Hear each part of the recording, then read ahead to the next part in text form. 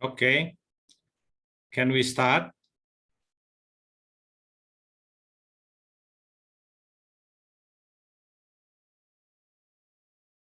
Hi, everyone. Good afternoon. We meet again in FAVA OIE Pet Fair, Southeast Asia. Hope all of you are in fine and safe in this very hard and challenging situation of COVID-19 pandemic. I'm very happy to see and meet you again in FAVA OIE and Pet Fair webinar 2021. In the regional webinar on World Rabies Day 2021. Today's webinar theme is Rabies, Facts, Not Fear, with a sub-theme of Rabies Control Strategies in Asia, the second episode. In today's webinar, we will listen from the expert from OIE and 4 Asian countries on how they control strategies in combating the rabies disease.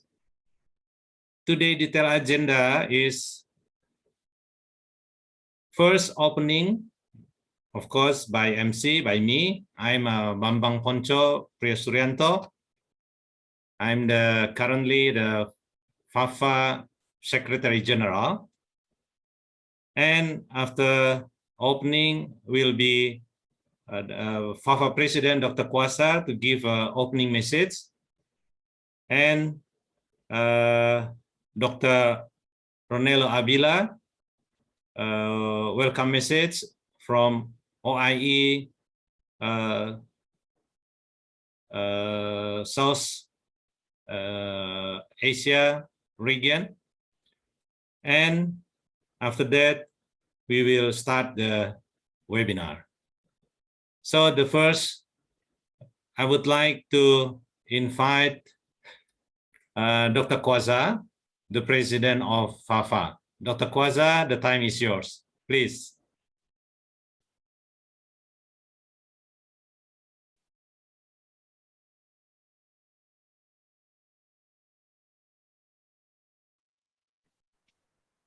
Thank you, Dr. Bambang Ponjo Priyasuryanto, for the kind introduction. Greetings to all veterinarians, farmers, and industry players in the livestock sector. It is indeed an honor and privilege to speak at this regional webinar on World Rabies Day 2021.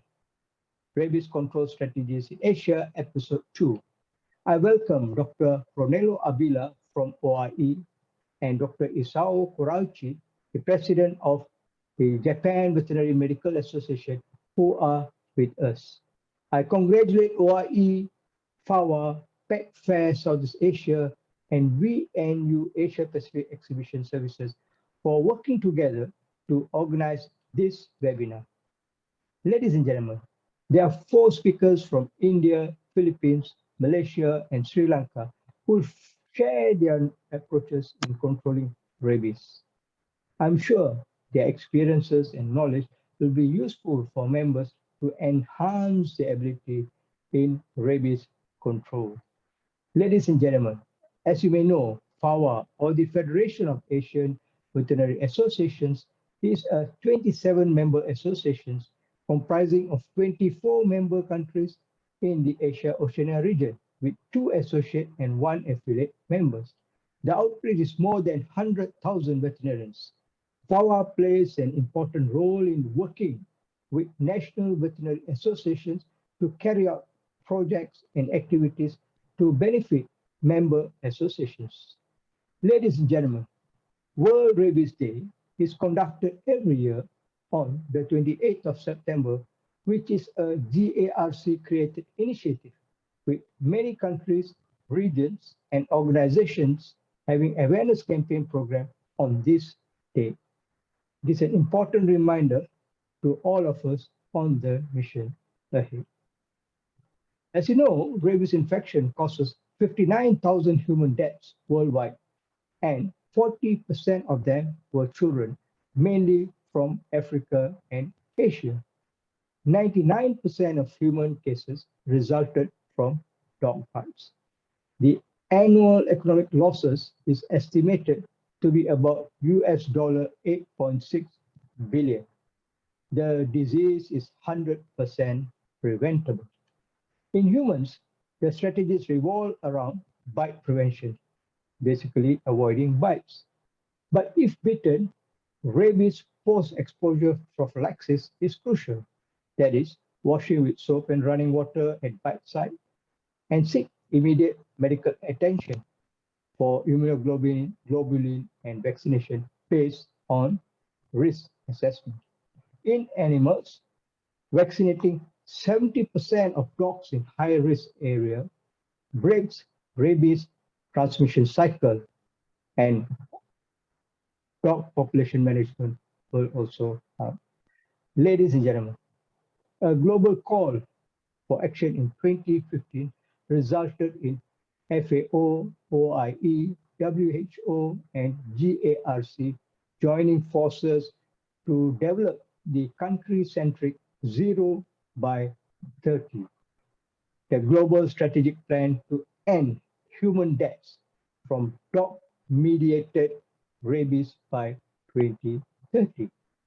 The broad objectives were to effectively use vaccines, medicines, tools, and technologies to generate, innovate, and measure impact, and to sustain commitment and resources.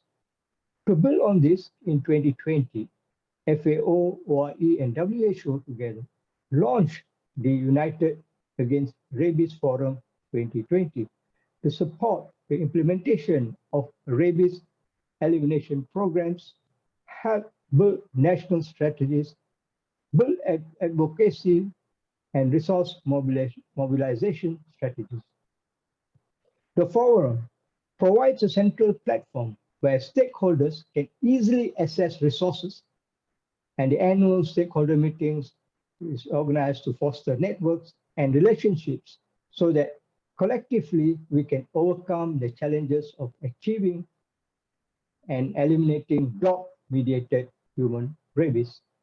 Ladies and gentlemen, in a 2019 United Against Rabies progress report showed that there was an increased access to dog rabies vaccine.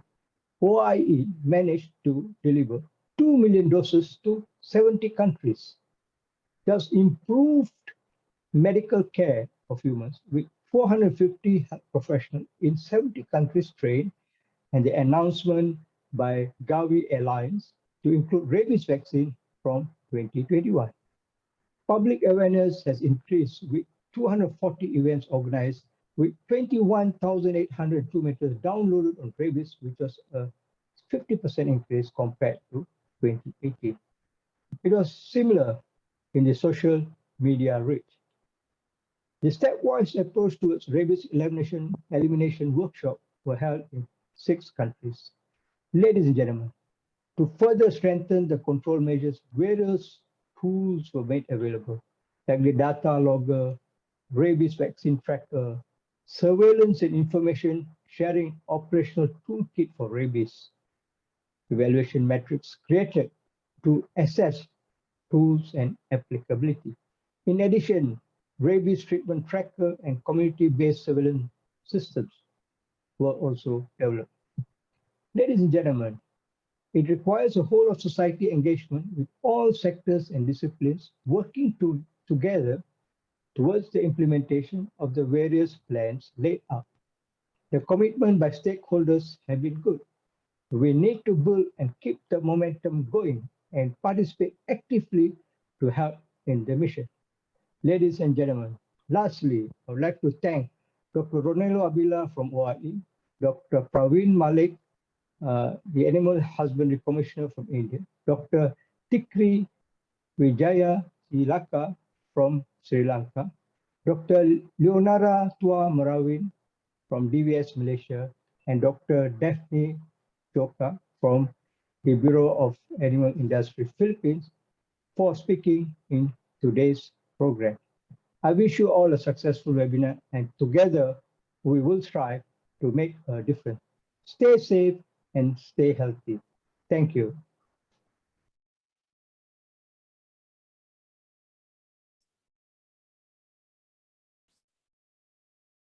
Thank you, Dr. Kwasa, for the opening message with very interesting point you mentioned.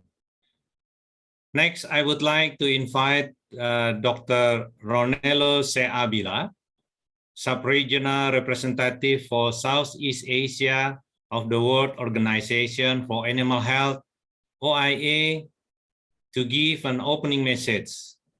Dr. Ronelo, the time is yours, please. Thank you, Professor Bambang, the Secretary General of FAVA. And thank you to the President of FAVA, Dr. Kwasa Nisamuddin, and to all the officers of FAVA who are here in this afternoon celebration of this webinar for the World Rabies Day that we will celebrate for tomorrow. The OIE is indeed very thankful to FAVA. We have had a long history of collaboration in so many activities way back, and still active former Secretary General of FAVA, Dr. Acharya, whom I know is also here and managing now the FAVA office in Bangkok. And we collaborated in so many activities, not only for rabies, but also in strengthening the capacity of veterinary education in the region and the veterinary capacity of the veterinary services in the region, in the work on One Health, and also in the control of major diseases. Today, the role of FAVA is indeed quite important in reaching out to its 27 members, the various veterinary associations in the region, which play a critical role in the control of rabies. The Veterinary Association, in partnership with the veterinary services and other partners, other stakeholders, play a critical role in the control of rabies in their respective countries. We have seen how the various veterinary association has implemented activities not only on mass vaccination, on animal welfare, in the animal in the dog population management, and all of these contribute to the control of rabies. The OIE has come up with standards and guidelines to help the countries in improving their capacity to control rabies. Last May, during the general session, it has come up with new guidelines to encourage countries also to submit the successes that they have done in their countries to be published in the OIE. I'm referring to the guidelines for self-declaration if you are able to control your rabies. And I know there are a number of areas in our region, in the whole of Asia, particularly the island countries who have been successful in controlling rabies. I encourage you that if you have self-declared nationally some of your islands or some of your zones as rabies-free, there is a guideline within the OIE. There's procedures that you could apply for self-declaration. And through this process, it will be peer-reviewed, and then the OIE will publish your submission.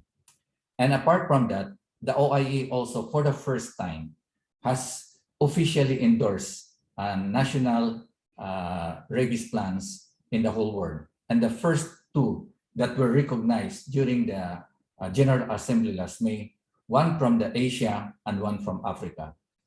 I would like to congratulate the Philippines for being the first country in Asia to successfully get this official endorsement of their national plan. I know that we will be hearing a presentation from Daphne from the Philippines on how they get their approval from the OIE or an endorsement from the OIE. So this, I hope this will also be able to share and encourage other countries in our region to also apply their national plans to be recognized by OIE. So we could really show to the world that in Asia, we are taking also the lead in controlling rabies. So for this afternoon, amidst fear of continuous pandemic of COVID, we are overcoming fear with science.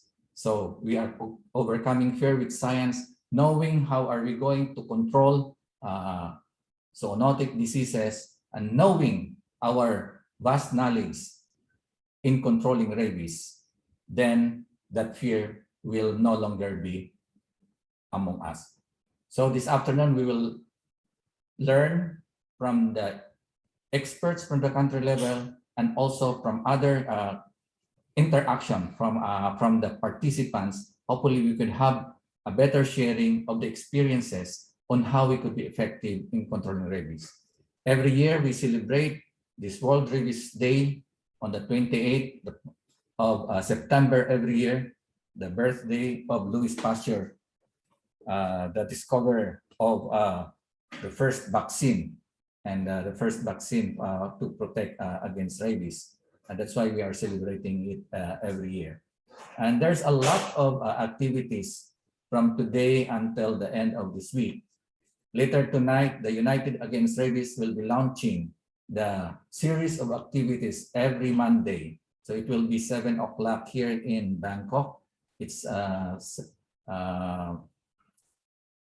it's global. It's a global webinar. So I encourage all of you. You can go to the website of United Against Rabies. This is led by the tripartite, FAO, OIE, and WHO together with the other stakeholders. So we will have a series of webinars also in the coming in 3 weeks every Monday. And tomorrow the tripartite, the regional tripartite, FAO, OIE, and WHO regional offices are also coming up with a separate webinar. Similar time, it will be tomorrow. So I know that in each country, in each veterinary association, you are also having your activities, and we would like also to, if you could share your activities, and we would like to see what are the various initiatives in celebrating the World Rabies to highlight the successes in your rabies control program. I look forward for a successful webinar this afternoon. Hopefully, we could, from the 4 countries that we will be hearing their control programs and topic that I will be sharing after my opening speech. Hopefully, this can help you also enlighten to further improve your ongoing rabies control program. Thank you very much.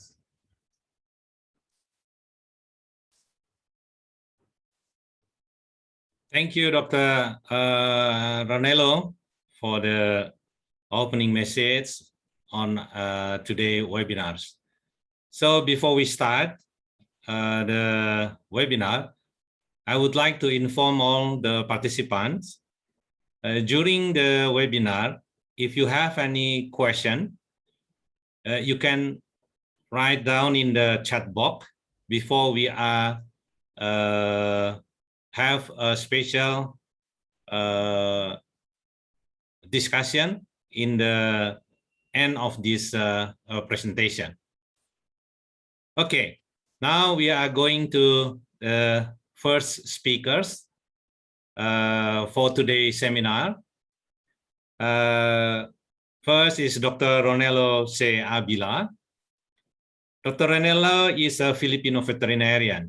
He is from Philippines, and now he is the sub-regional representative for Southeast Asia of the World Organization for Animal Health, OIE. Dr. Abila is hold the Doctor of Veterinary Medicine from the University of the Philippines and a Master of Science in Epidemiology and Preventive Veterinary Medicine from Free University of Berlin in Germany. Dr. Abila joined the OIA in June 2004 as the regional coordinator of CFMD campaign. And in September 2007, he was given additional tasks to manage the OIA AUS-8 program on strengthening veterinary services in Southeast Asia. He worked with the eradication of FMD in the Philippines and in various OIA support to control FMD in Myanmar and Laos PDR. He also coordinates the sub-regional control of rabies in Southeast Asia, supported by One Health campaign component of the STANS program. He supervised the development of Southeast Asia dog rabies elimination strategy, which was later transformed into the Asian Rabies Elimination Strategy, or ARES.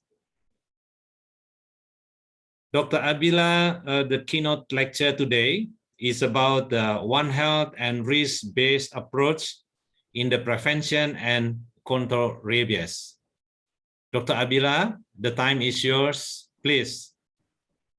Thank you again, Professor Bambang. I just give me a minute to share my screen.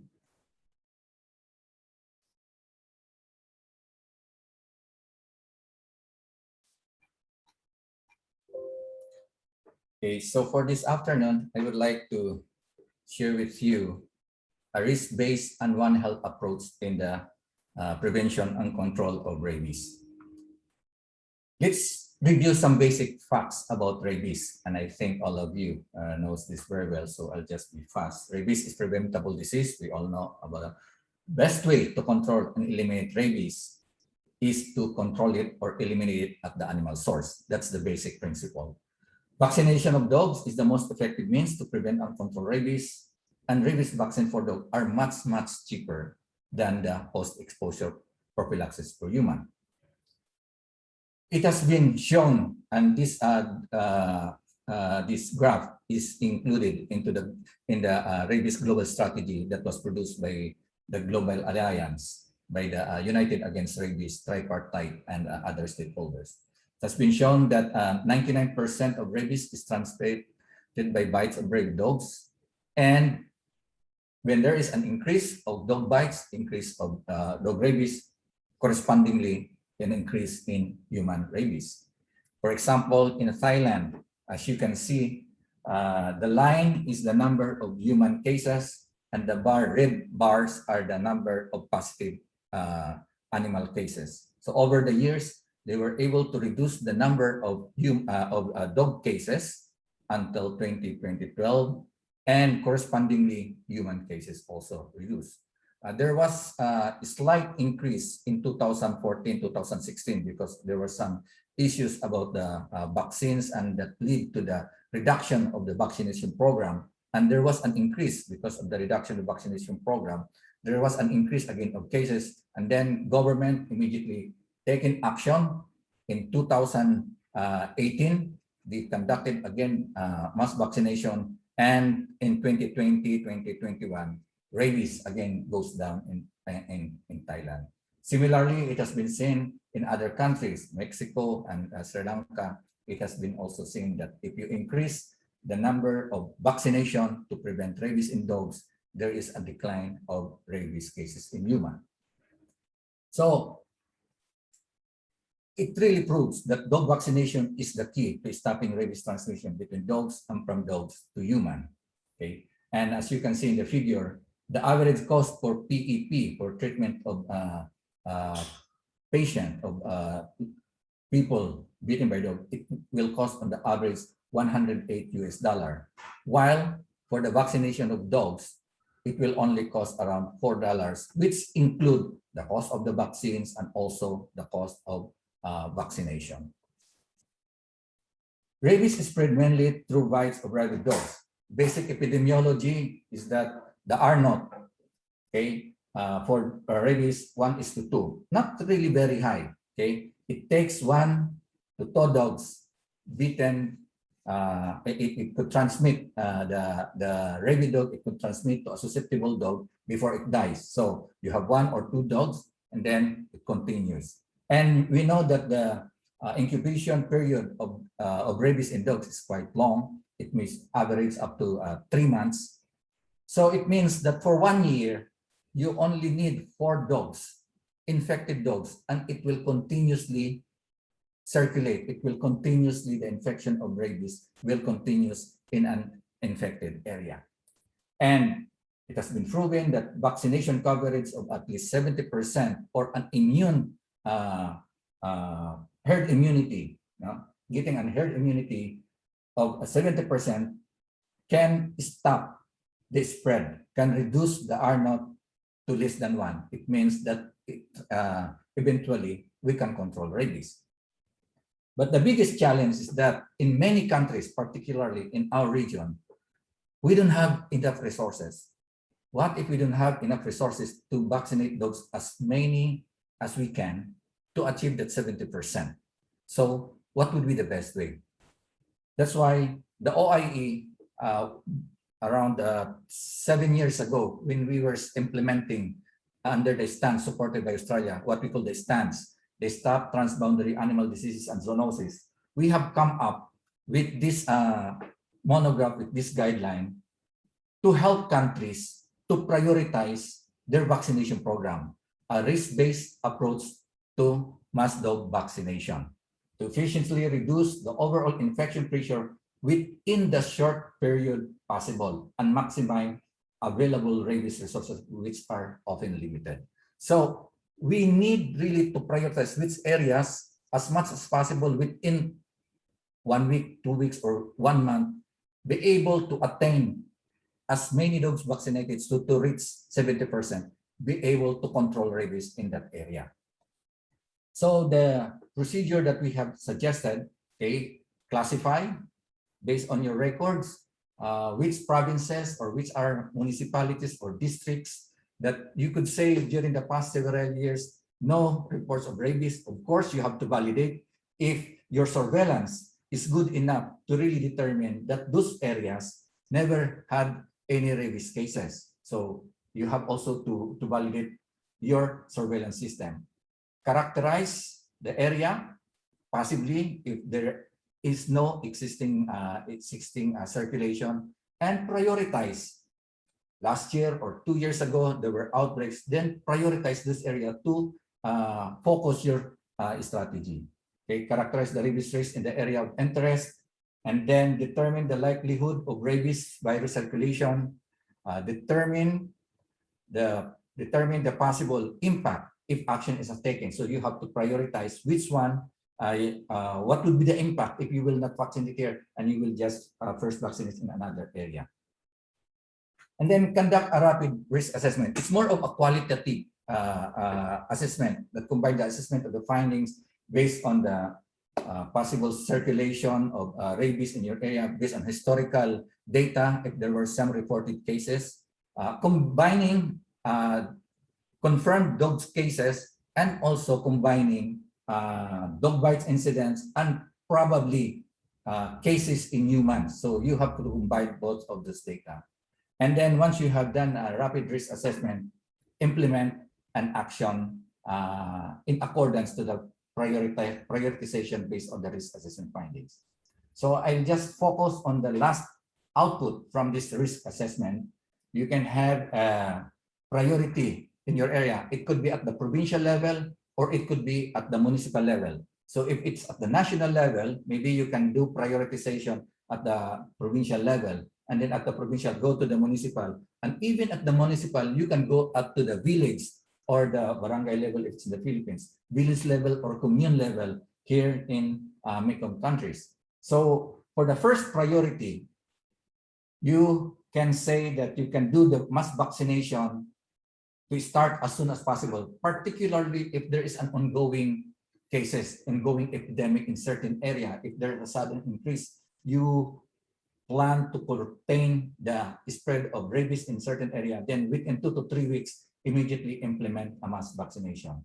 A priority 2 mass vaccination can be done simultaneously after all the priority 1 areas has been completed. So depending on the number of available manpower and resources. So it's not only a question of available vaccine, but also a question of available vaccinators. I have seen countries during the time when we were donating some vaccines. During the stance project, we were donating 300,000, 200,000. So when we donate to the country, their problem is they don't have enough resources, they don't have manpower to implement the vaccination. So the 200,000, which is supposed to be implemented only within 1 month, it takes them several months, even a year, to finish the vaccination. Then the impact will not be that strong.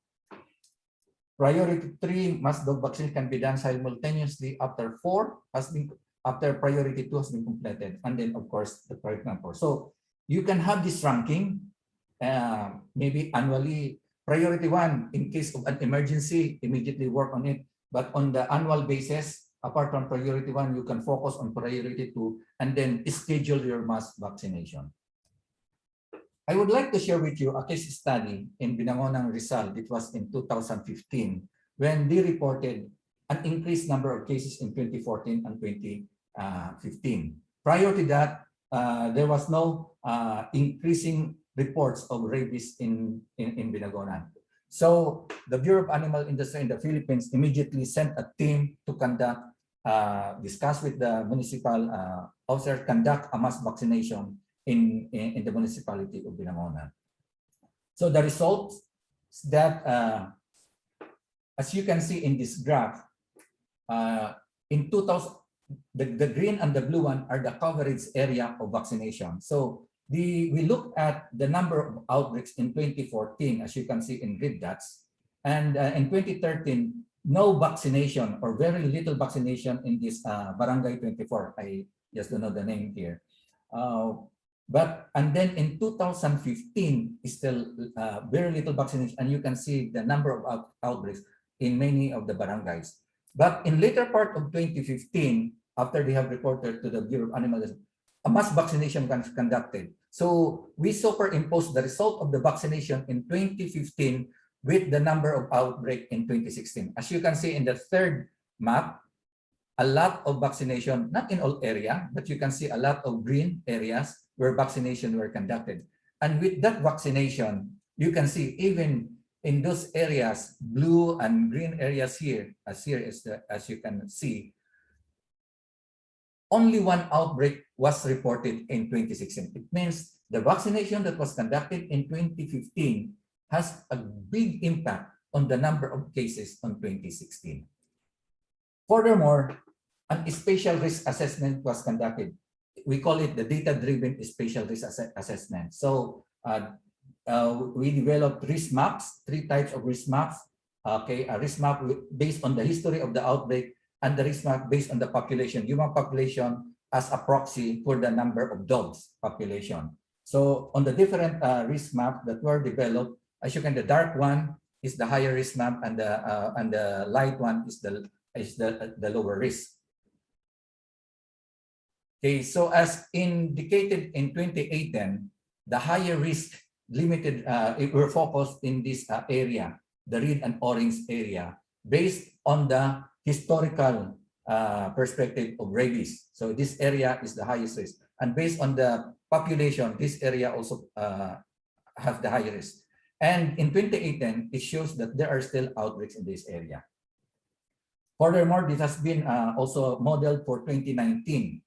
And the same area were identified. Okay, so when we did the analysis of this, this analysis was done in 2019. So we don't have the data yet of 2019. Okay, so you could see that the model was able to identify 5 barangays: Kalumpang, Layunan, Batingan, Libis, and Libid as the priority areas for vaccination. So if you have limited vaccines, you can just focus in these 5 areas, and then you can really prevent another epidemic or another outbreak of rabies in this specific area. So this is just an example of that. Now, risk assessment as a tool is not only used to identify where area to focus your vaccination. We have also conducted this study, a regional assessment on the cross-border spread of dog-mediated rabies in Southeast Asia, focusing in the island countries: Indonesia, Sabah, Sarawak, Malaysia, Brunei, Timor-Leste, PNG, and also in the Philippines. And based on this study, with the inputs coming from the countries, we were able to identify certain drivers, particularly in the focus area in the spread of rabies from West Kalimantan going to Sarawak. So the main drivers that has been identified is hunting dogs, the expansion of the palm oil area, and in some other areas, farming, trading, and consumption, jumping from one island to another, has been identified as the key drivers in the spread of rabies. So we have identified that there are different routes, land routes, sea routes, informal movement, moving a lot of dogs undetected. So by identifying the risk pathway, we can institute measures to prevent rabies. So that's the importance of having this risk-based approach to prevent in the prevention. So doing a cross-border risk assessment, we will be able to identify areas which are high risk, and hopefully we could prevent future spread of rabies, particularly in some countries which have some areas which are still free of rabies, or lower cases or sporadic case number of rabies. The last topic that I would like to discuss is the same study that we have done under the STANS project, is the application of One Health approach at the grassroots level. So we have developed this tool, what we call a practical intersectoral linking, a tool to One Health coordination to enhance rabies surveillance at the grassroots level. This paper has been published, and it is one of our staff, Dr. Baroga from the Philippines, is the main author. So this, we have looked at the interrelationship of the what we call the dog-mediated rabies cycle at the grassroots level. So we have found two critical points. Of course, it starts with the susceptible animals exposed, become incubating and become rabies. And from a rabid dogs, it can transmit to human, or it can transmit to another dogs before it dies. Okay. And the intervention is that from human to animal health sector. So this reporting path does not exist. So that we have really to look at that if we could intervene, this arrow, then we could really cut the transmission from dog to human. Okay. So we have come up with an operational protocol on how we could establish a practical network of local key players from the human health sector, from the animal health sector, from the local governments, and the various stakeholders involved at the grassroots level to be involved in the detection, reporting of rabies, and at the same time also in the implementation of appropriate intervention. Okay, so these are the trigger for the rabies at the grassroots level. It could be a dog that has been exposed, or dogs showing clinical sign, or dogs dying, and then it was sent to the laboratory and that has been detected, or even dogs that bit human suspected and then it dies, or if it's in some instances they are euthanized and they are tested positive. The trigger from the human is if there's a report of dog bite incident or a confirmed case. Not a good indicator, but in some instances, a confirmed case of human case. So with this trigger, we can activate this linkage between animal health, human health, and the local government to work together. And this arrow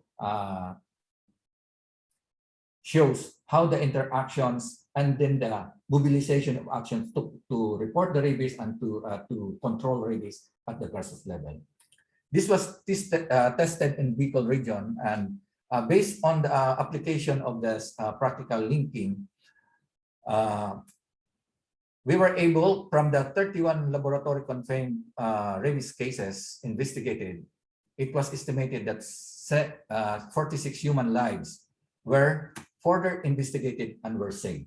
Because based on the investigation, follow-up, and then looking where are these people who has bitten and convince them to go for post-exposure prophylaxis. So at least it was prevented, because if they did not take any action, if these victims did not see a doctor, then no action was taken. They could have been a victim of rabies. So in summary, I would say that rabies mass dog vaccination can help to prioritize limited resources to be effective in the implementation of our dog vaccination. Risk assessment supports prevention in rabies-free areas. So through this risk assessment, we could identify the risk pathway and where are the high risk areas that we could mitigate and prevent possible incursion of rabies into the free areas. One health approach at the grassroots level can help and to really effectively control rabies and to prevent the spread of rabies at the field level. I think I'll end my my presentation here. Thank you very much. Thank you, Dr. Ronello, for the very nice information and very useful on how we have to deal with the prevention, especially the vaccination with limited resources, but we have to do efficiently. Okay, so if you participant have a question, please wait and you can write down in the chat box. Thank you, Dr. Ranello.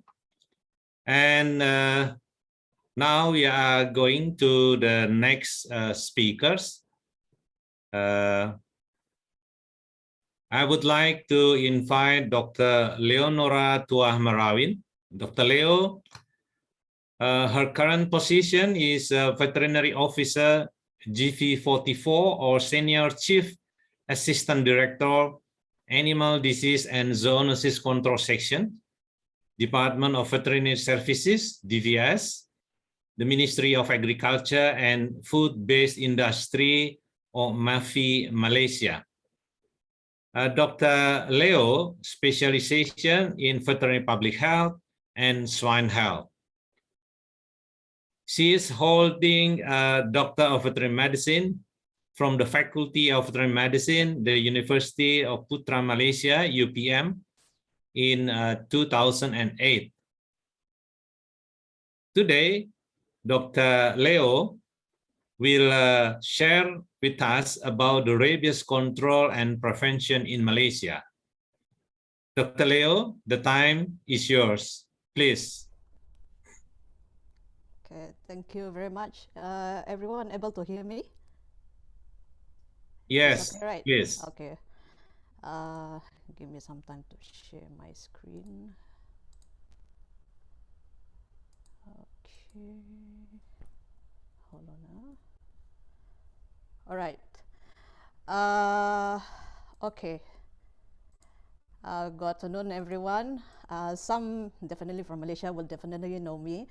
I'm not a true expert on rabies, but I'll be a spokesperson on behalf of Malaysia on rabies on rabies control and prevention, as we are going towards a national mission towards rabies freedom in 2030. I'll make this more of a lighter note because I'm not a very how to say what do you call that? A very theoretical type of person, because I come from the field. Okay. Oh no, I couldn't move my slide. Hold on. All right. To start off, can everyone join this? It's sort of like almost like Kahoot. So you can actually scan the QR code and then you can join through this FAVA WRD 2021. Okay, I'll give about 10 seconds. Everyone can start joining. This is sort of like a survey. I just want to know what is going on with everyone. All right, 10 seconds is up. All right, next. Which country are you from? I just want to have a rough idea. I think if you scan through your phone, you would have gotten the questions on your phone already. Wow. Okay. All right. I'll give about another 10 seconds. Indonesia, Thailand. Where's my Indian friends? Sri Lanka, Dr. Praveen, where are you? Oh, majority from Malaysia. Okay. The Philippines. All right.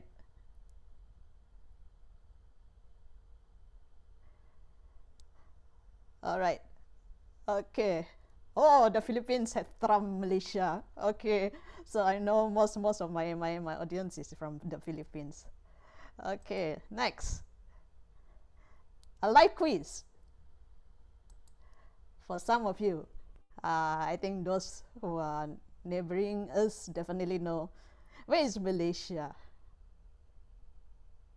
I get this question often, especially when I go to European countries. Where is Malaysia? Most people are not familiar about the location of Malaysia. Okay. Right, nice. 88% got the correct answer.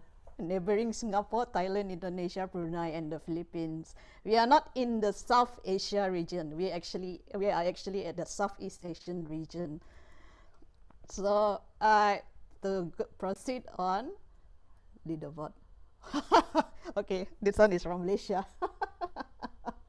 Azmin Shafika, I know you. Okay, so Malaysia, as you can see, is definitely surrounded by Indonesia, Brunei, Philippines, Thailand, and then we have a distant neighbor of Cambodia, Vietnam. And as a whole, you can see that we are divided into several states. Namely, you can see each state have its own flag, and we are actually divided into 3 main regions, which is Peninsular Malaysia, Sarawak, and also Sabah, which have its own laws also. I want to change this to laser pointer. This is much easier. Okay. So next, what are you? I just want to know what are your profession, etc., etc. Just type it in. It's word cloud or majority veterinarian.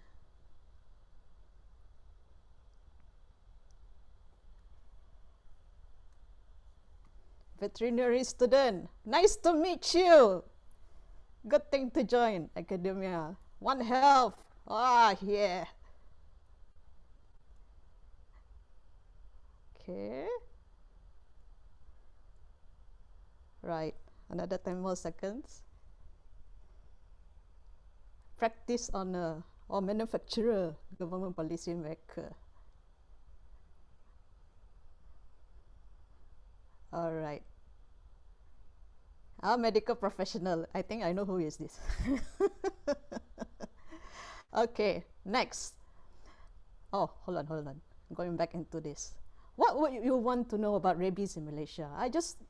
Because when I was given the topic, I was wondering what should I talk about? So I want to know on your side, on the audience side, what do you want to know?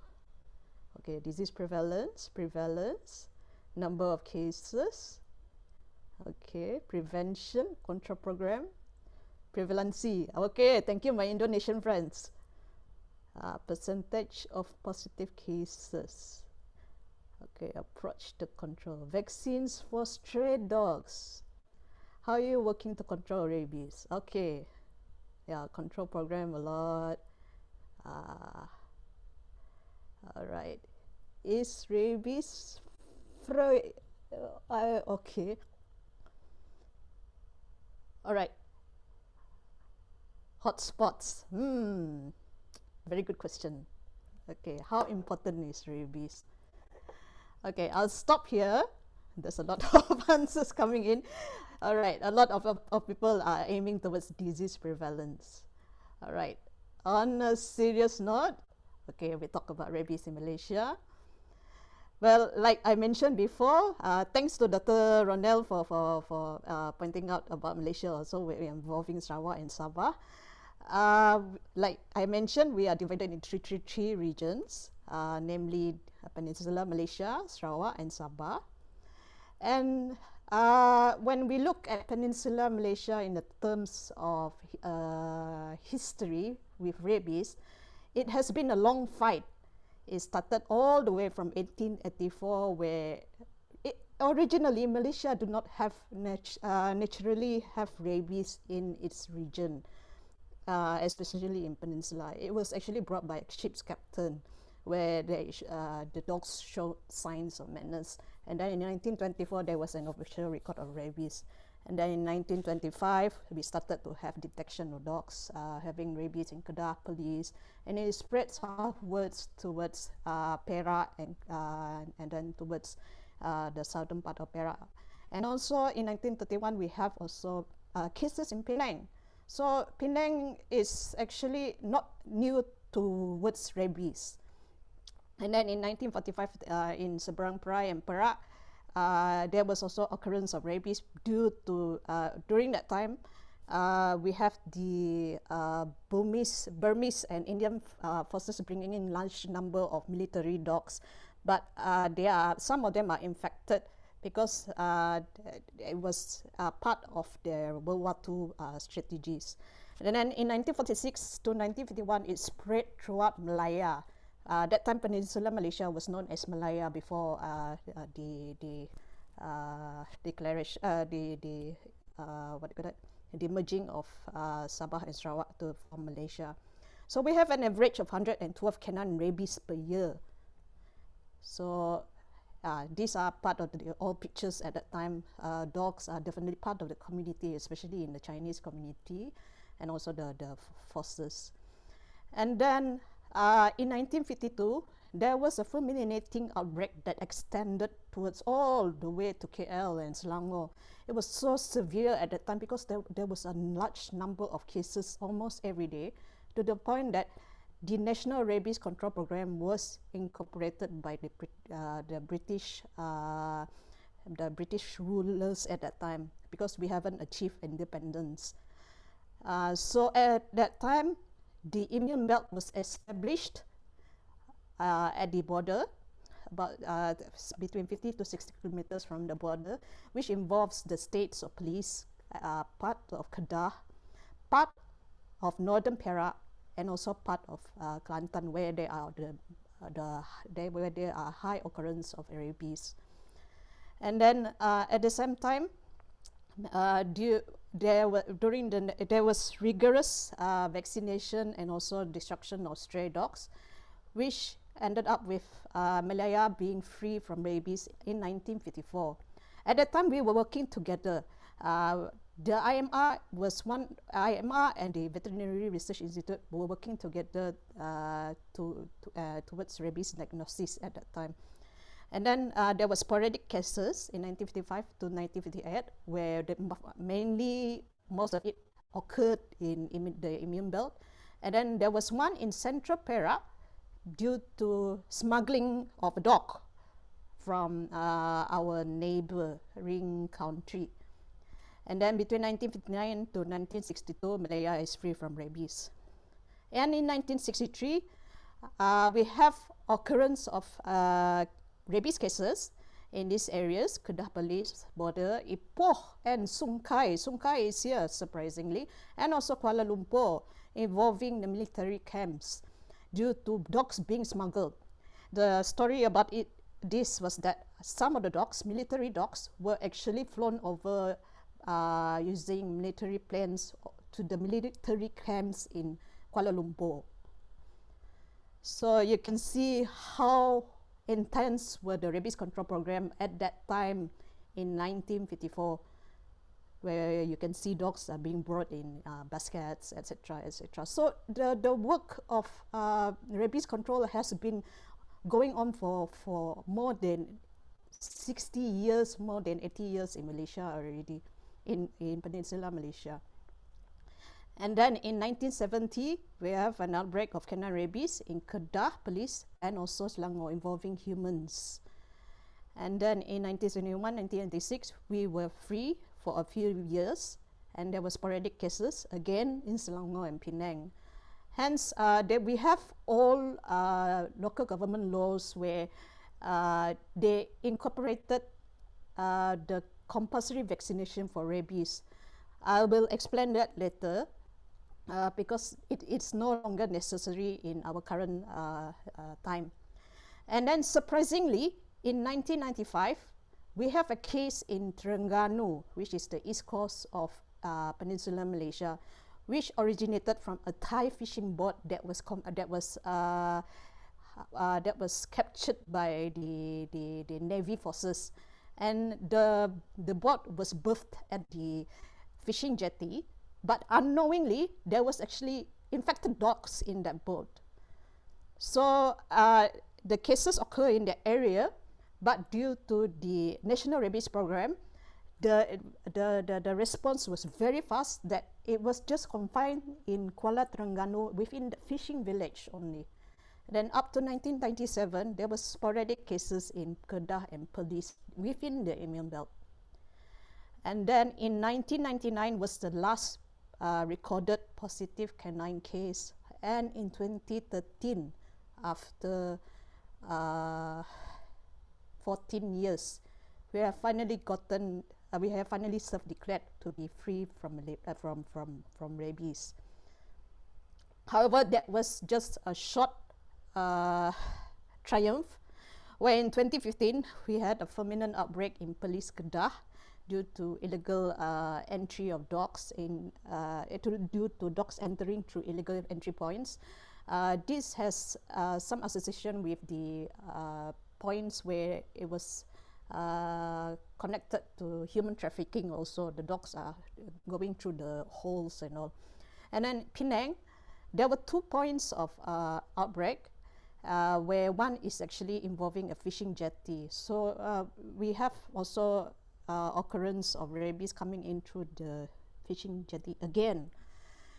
At that time, it was quite a huge public lashback, because that time the animal welfare awareness in Peninsular Malaysia has heightened up, that to the point that it's a balance between trying to do dog population management, vaccination, and also having proper awareness campaign and understanding for the public.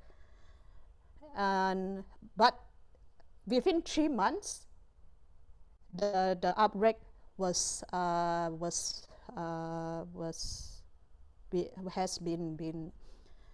been reduced, and we do not have any more cases until 2017, where we had a case in Kuala Sepetang, also involving a fishing village, also involving a fishing boat.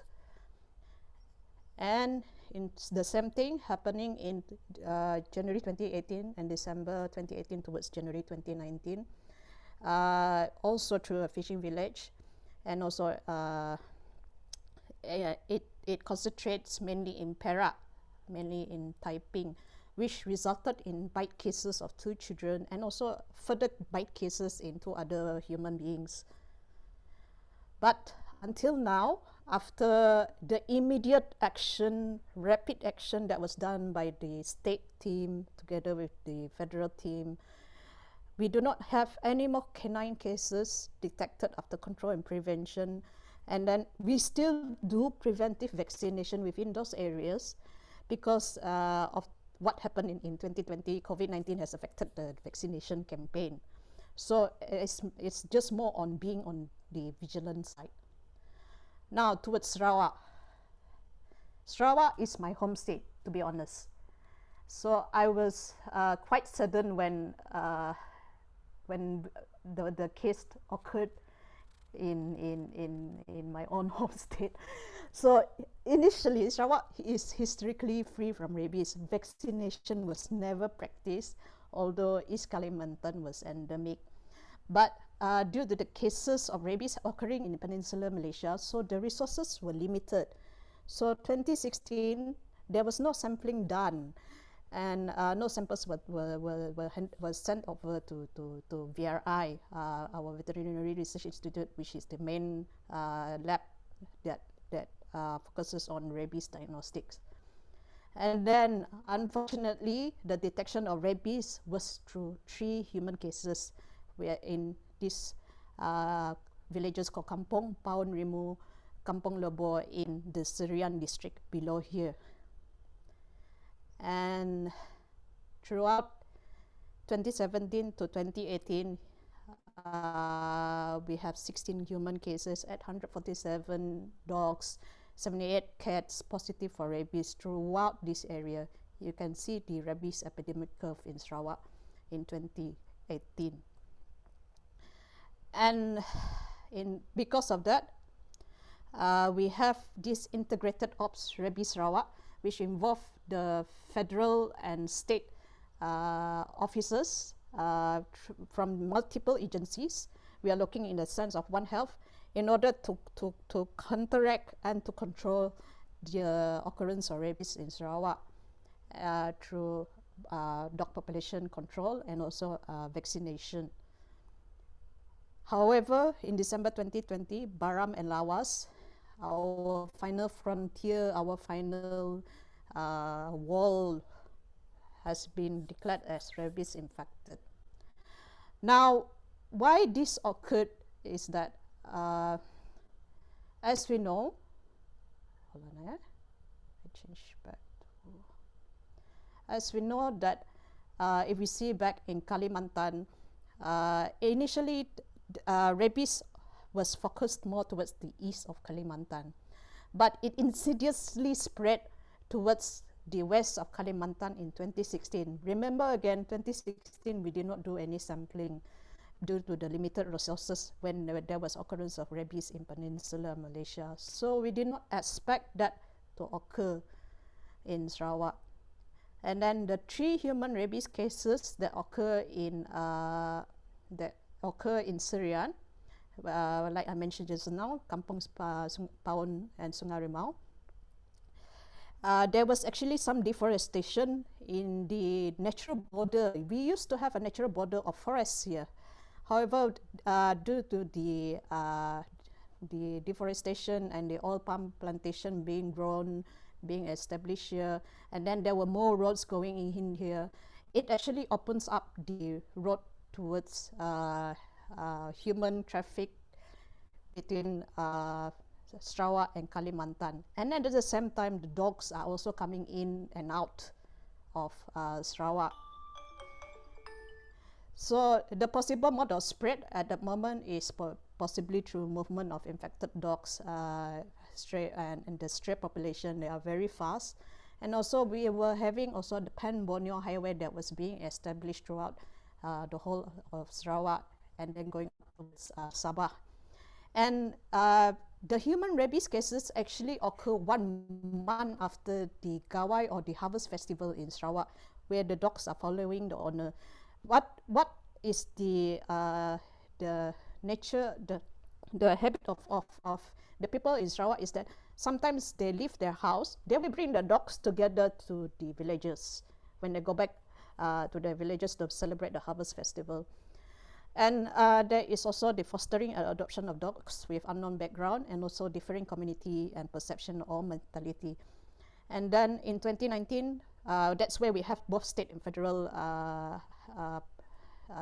agencies coming together as one for more intense control to help stem the tsunami. This is where we have the National Disaster Management Agency and also the State Disaster Committee working together. And up to now, in 2021, we have 38 human rabies cases with 2 survivors. And the total cost for this process alone cost us about 6.796 million Malaysian ringgit, which is equivalent to 1.62 USD million. So if we can see in terms of special risk assessment, this like what Dr. Ronello had shown, we did a proxy using human population as a proxy towards for dog population. So we can see that Kuching, Serian, Sri Aman, Mirador, Sibu actually, not Mirador, Sibu, and then Bintulu and Miri are the few high-risk areas where we have to concentrate more in terms of disease control in Sarawak. So what about Sabah? Sabah is still historically and still free from rabies. And previously, they do not allow vaccination within the region. But due to the fact that they are being surrounded by areas affected by rabies, for example, like Sarawak with Lawas, just bordering to Sipitang within Sabah, being declared rabies affected, and the Philippines, the southern of Philippines on the top here, and also Kalimantan Utara here, it's like a 3-point threat. So they have started vaccination at borders at risk, at Sipitang, Keningau, and Tawau. And if I'm not mistaken, also in this area of Beluran. And they have simulation on rabies outbreak and also contingencies in the event of a rabies outbreak. As far as we know, based on the surveillance, we still do not have any positive cases in Sabah. So the elements of rabies prevention in Peninsular Malaysia is focused on these main 7 components, which are dog vaccination and dog population control at high-risk areas, dog licensing and responsible pet ownership. I have to emphasize on this because we do have the Animal Welfare Act, which emphasizes on responsible pet ownership and the need for dog population control management through neutering. And also we do have continuous active throughout the region and high-risk areas, enhanced laboratory capacity for rabies detection, continuous public awareness drive on rabies and its prevention, and these are new a new component where we assess possible incursion points because we are seeing more and more cases coming in through the fishing jetties. And then we also monitor for bite cases, especially at high-risk areas where these become the trigger points of if, let's say, there is an increase of bite cases, there is something that going on. So before going on towards the elements, I have to emphasize that all of this, we do not pluck it out from the air. We do have the legislations that support us, like for example, in Peninsular Malaysia. Oh, I'm sorry, Prof. Okay. Dr. Leo, please, can you make fast? Am I taking too much? Yes. Yeah. Leo, please. Okay. All right. All right. Like for the law of Malaysia, Peninsular Malaysia, we have the Animal Acts with 5 sections that focuses on rabies, only on rabies control and prevention, and then the state of Sabah with the Animal Ordinance that focuses on 4 sections. And for in terms of prevention, we do not work alone as well. For example, like Ministry of Health, local the Malaysian quarantine services, and also this is actually the fishery board, who are overseeing the jetties. And rabies immune belt establishment, we continue with our vaccination program, and also dog licensing, and also public awareness. Where even in the situation of COVID-19, we still continue on with the vaccination in these areas in order to maintain the herd immunity as our wall of rabies prevention in Malaysia. And then we have also continued vaccination drive in previous outbreak area, which is Taiping, just to show the pictures. And also we have increased surveillance and diagnostic capacity, where previously it was only VRI who was towards rabies diagnostics. But we also have now the North Malaysia Regional Lab and the East Malaysia Regional Lab being equipped with the capacity to do rabies diagnosis as well. So other than that, we also increase the skills of our staff and also other agencies in terms of surveillance and also assessment of potential areas for incursion in Sabah, where there is a briefing done by DBS Sabah in the Sipitang district. And also this is the public awareness campaign that was done in Beluran, the northern part of Sabah. And then the public awareness, we do have the National World Rabies Day last year, just to, even in the time of COVID-19. And in, I'll make it fast, the elements of rabies control in Sarawak, their mission is towards 2025. They also have most of the same components with a One Health concept, but they also incorporate the establishment of Immune Belt or enforcement team called IBET, where they're focused towards the vaccination and dog control population management at the borders.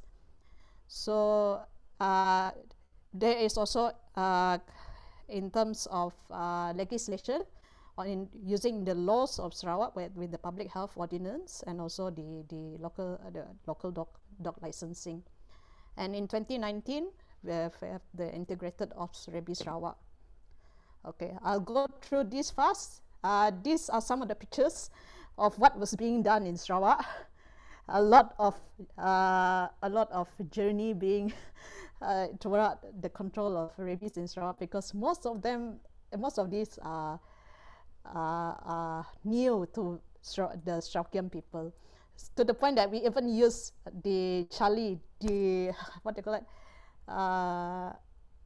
the army plane, the use of the Air Force Navy Air Force plane to bring our federal officers over to Sarawak. And then we have to go through a long journey for the control of rabies, and we also focus also on the surveillance. This and talking about bite cases that occur within the area. And then this is actually in a quarry where we were actually trying to find for stray dogs. There were stray dogs in the area. Okay, just to show again. And then so these are the dogs that we vaccinated. What I like about it is that some of the public perception on this are quite good. Is that like, for example, here, my family has 2 dogs to be injected. Dr. Leo, can my you number pass? is Dr. Leo, sorry. okay. Can you move fast, because Right. we are tightly in time. Thank you. Okay. So the current status of Malaysia now, we are free in terms of Peninsula Malaysia and Sabah from dog-mediated rabies, and we are still practicing preventive vaccination with the goal that we have 70% herd immunity. And as for the following, we have dog licensing being compulsory and continuous collaboration with other agencies. And for Sarawak, it's still an ongoing battle, especially with COVID-19 and the public mentality. Now it's more towards empathy already, because it's a long process. And to know more, I will go into my final slide. We have a webinar tomorrow. You can join us through our official DVS Facebook page or YouTube. I will share the link in the chat box later for everyone to attend. We are organizing this at 10 to 12:30 Malaysian time. So that's it from me. I apologize for taking too much time. It's a very long story about the rabies control in Malaysia. Okay, thank you, Dr. Leo, for the presentation and sharing about the rabies control in Malaysia with so many activity. And now we are going to the next presenter. I would like to introduce Dr. Daphne L. Jorka. Dr. Daphne. She is now in the Bureau of Animal Industry of the Philippines, and she is specialized in veterinary public health and swine health. She is a holder, a doctor of veterinary medicine from the University of Philippines, Los Baños, 2010, and Master of Science in Veterinary Medicine, Veterinary Public Health from the University of Los Baños in 2018. Current position, Section Head of Animal Facilities Regulation Section, Animal Health and Welfare Division, Bureau of Animal Industry, and current designation, OIA Focal Point for Rabies, OIA Focal Point for Disease Notification, Asian Veterinary Epidemiology Group Focal Point. Dr. Jorka will explain about the rabies elimination in the Philippines. Dr. Daphne, you have 20 minutes. And sorry, because we have a very tight schedule. Your time is yours. Please, Dr. Daphne. First, let me share my screen.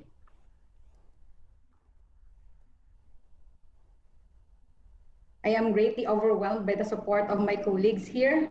35% of the attendees are from the Philippines. Wow. So I am honored to present our efforts in eliminating rabies in our country. But before I start, I would like to thank all our stakeholders and partners, for without them, rabies program will not go this far.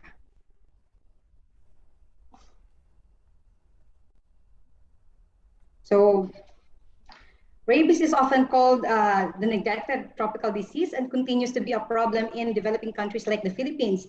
It is fatal but preventable through vaccinations, and the majority of the bite victims here are children 15 years old and below, while most of the cases here in the animals are from dogs, which is 98%. So dogs in the Philippines play an essential role.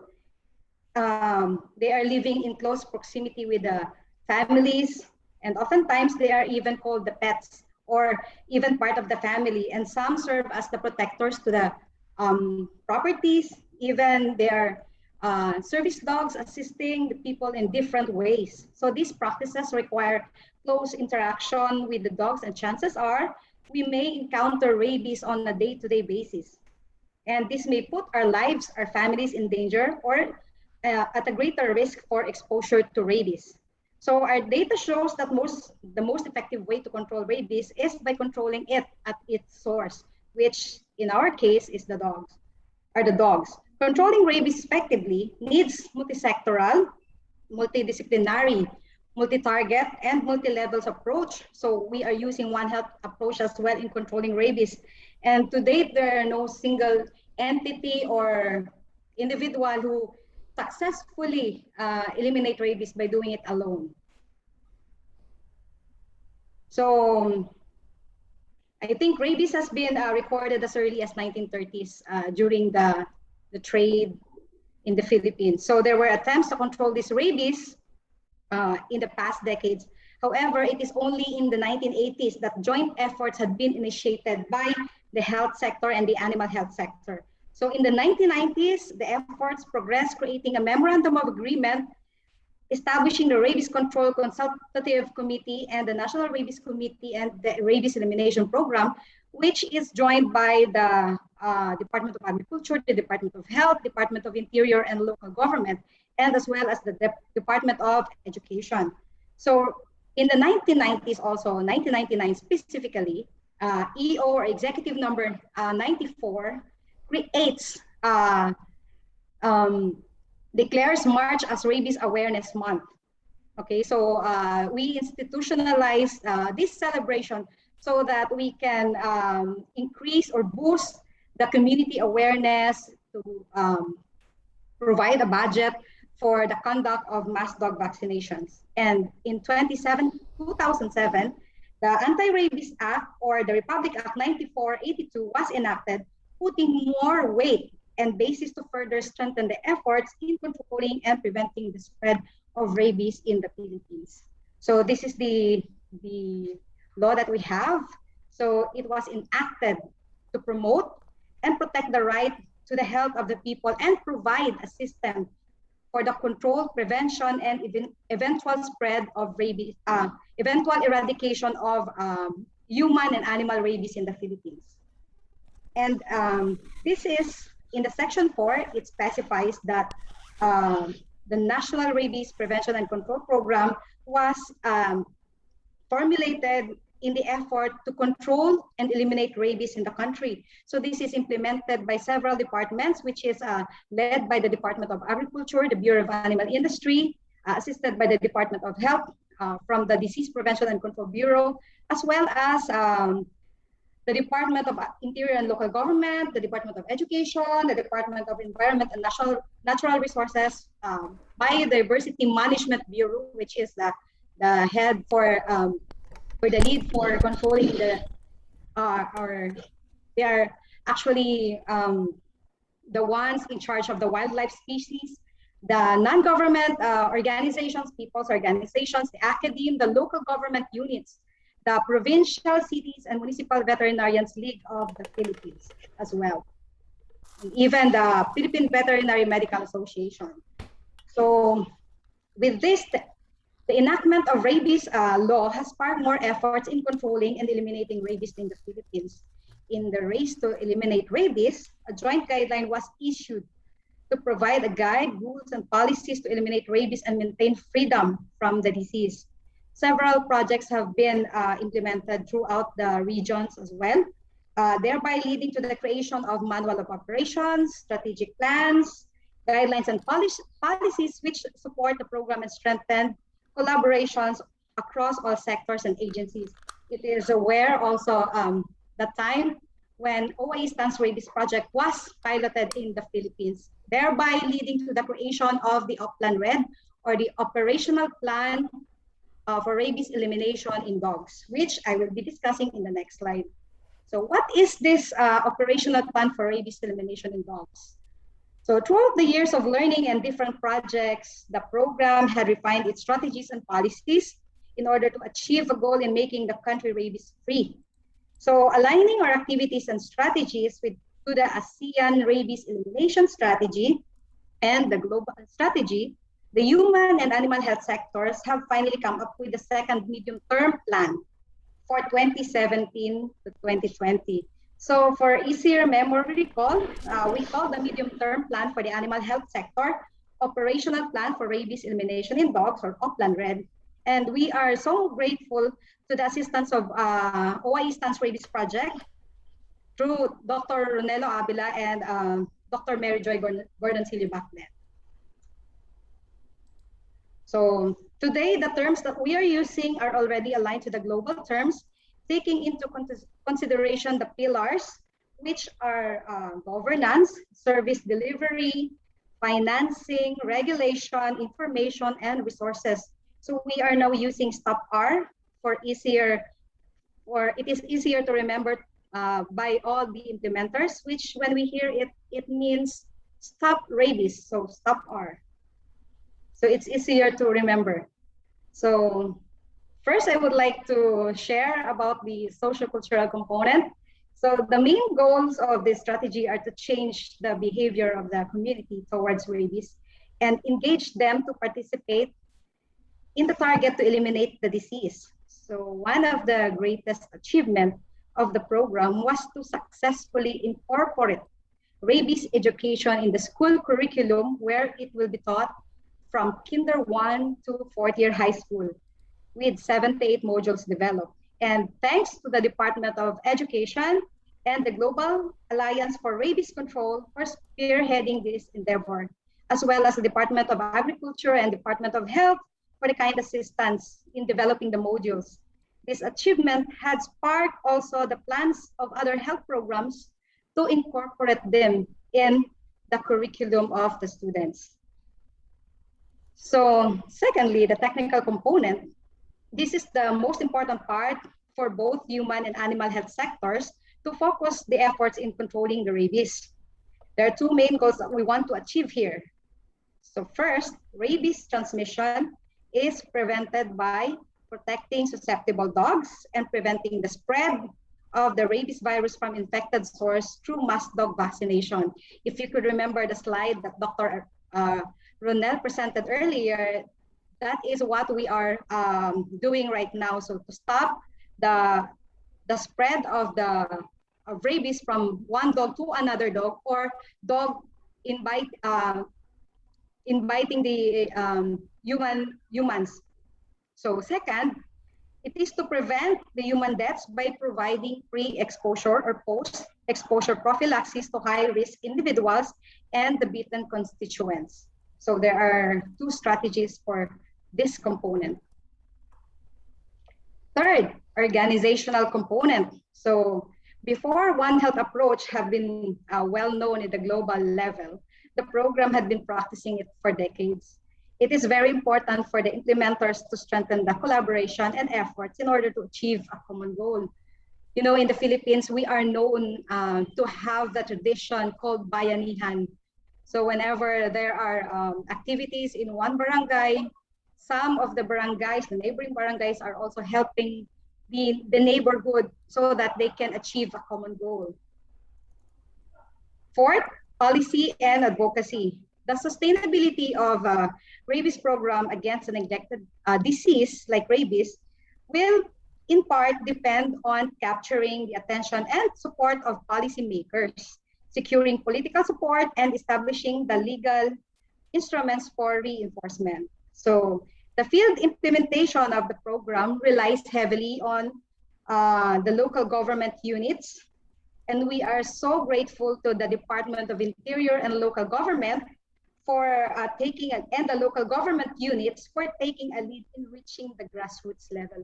So without them, there will be no mass vaccinations, there will be no surveillance in the communities, more cases will be reported because of the lack of action. So we are grateful to the ILG and the local government units, especially the PCMB-LP, in partaking in these activities. Lastly, one of the most pressing concerns in the implementation of the National Rabies Program is the availability of manpower and financial resources to sustain this. So part of the Oplan Red, therefore, places strong emphasis on the intention to create sustainable human and funding resources for the rabies program. That's why this National Rabies Elimination Plan have been formulated so that we can have a bigger budget, so we can have sustainability programs for our rabies program. So it's a multi-agency budget proposal, and we are doing this in close collaboration with all the other agencies, such as Department of Health, Department of Interior and Local Government, and the Department of Education. Also, after successfully launching the Oplan Red, or the medium-term plan for 2017 to 2022, we have also revised the Manual of Procedures. Several guidelines were formulated and formulated a new elimination plan, which now includes 2 more agencies in the picture to have more budget allotment for the program implementation. Before, it was only the Department of Health and the Department of Agriculture, but now we have included Department of Interior and Local Government and the Department of Education in the picture so that we can have more budget and we could further strengthen the efforts in controlling rabies. So we have formulated a multi-agency budget proposal and plan which gears to eliminate rabies by 2030.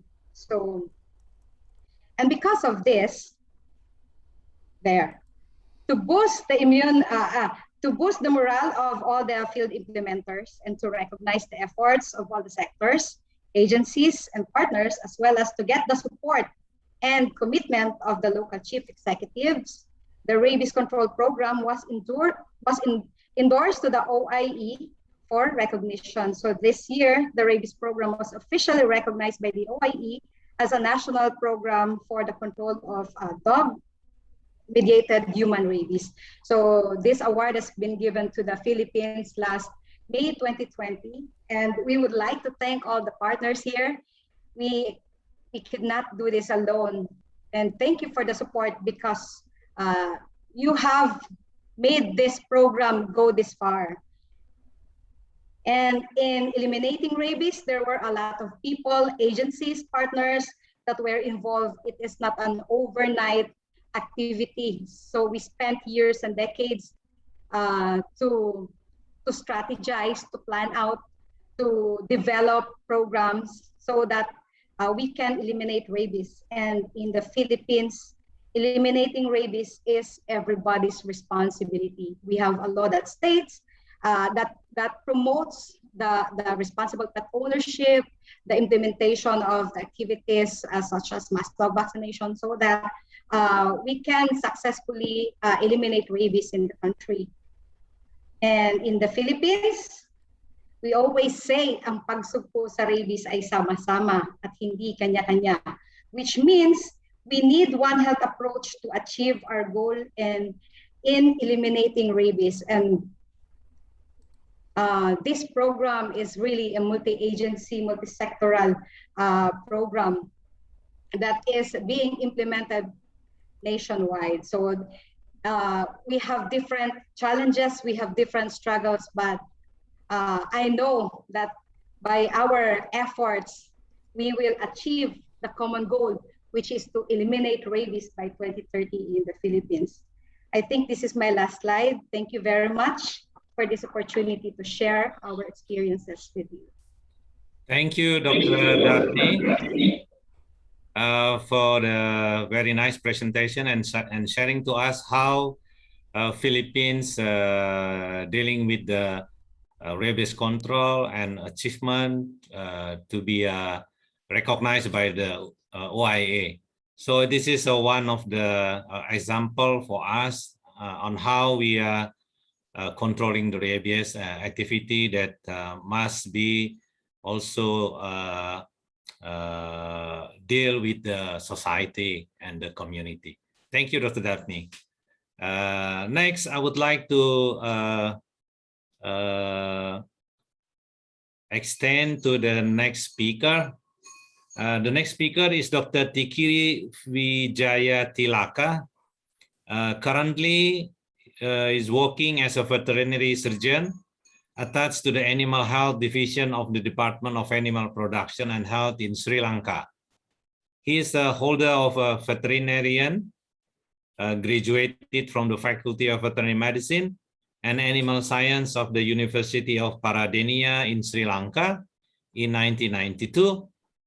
Then master degree in tropical animal production in 2004 from the Larenstein University of Profession Education, Deventer, the Netherlands, and MVM, Master in Veterinary Microbiology, maybe, or Biosecurity, in 2011 from the Massey University, Palmerston North, the New Zealand. And last is MSc Applied Epidemiology in 2018 from the Postgraduate Institute of Science, University of Paradenia, Sri Lanka. Dr. Wijaya Tilaka today will talk about the rabies control in Sri Lanka.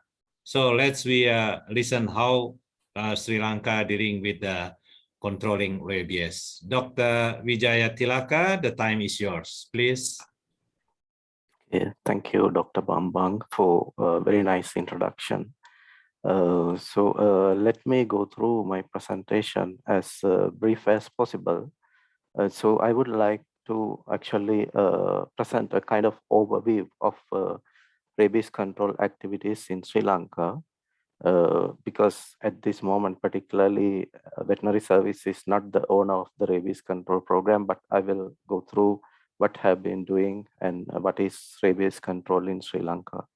So in my presentation, I will be discussing on country background to give some context to the program, then a brief history of rabies control activities in Sri Lanka, then a rabies control mechanism, what is operating currently in Sri Lanka, and also some statistics about rabies status in the country, and about rabies diagnosis, how we do it, then some introduction to the dog population in Sri Lanka, and other important epidemiological events took place in the recent past, and also important aspects that may need further attention to have a very effective rabies control program in the country.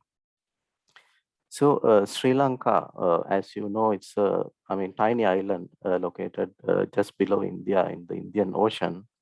And it's a tropical island, as we all know, and very rich in culture as well as flora and fauna, very high biodiversity country.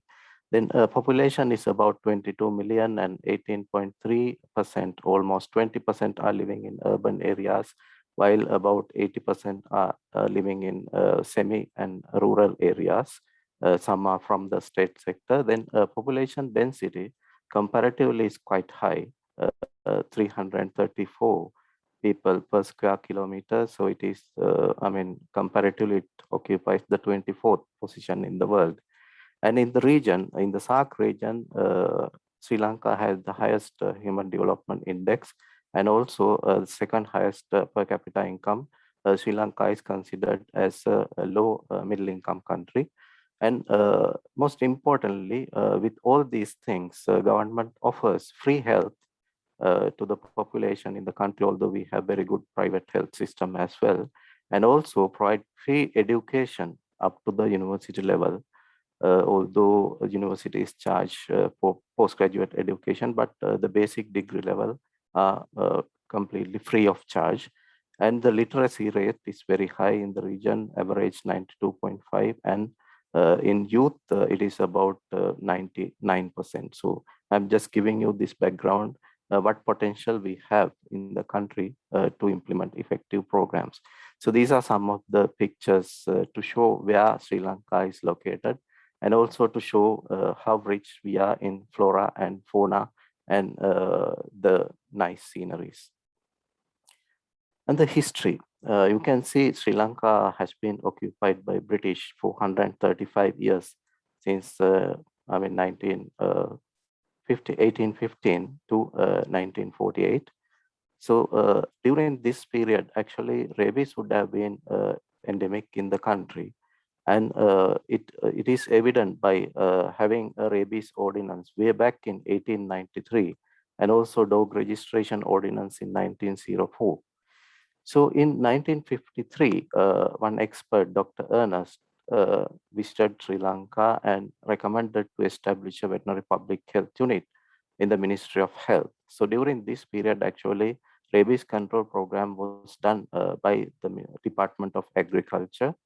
And then in 1956, due to the lack of capacity in Department of Agriculture, Ministry of Agriculture, and the Department of Health, the two ministers agreed that the responsibility of controlling rabies activities would be handed to the Ministry of Health.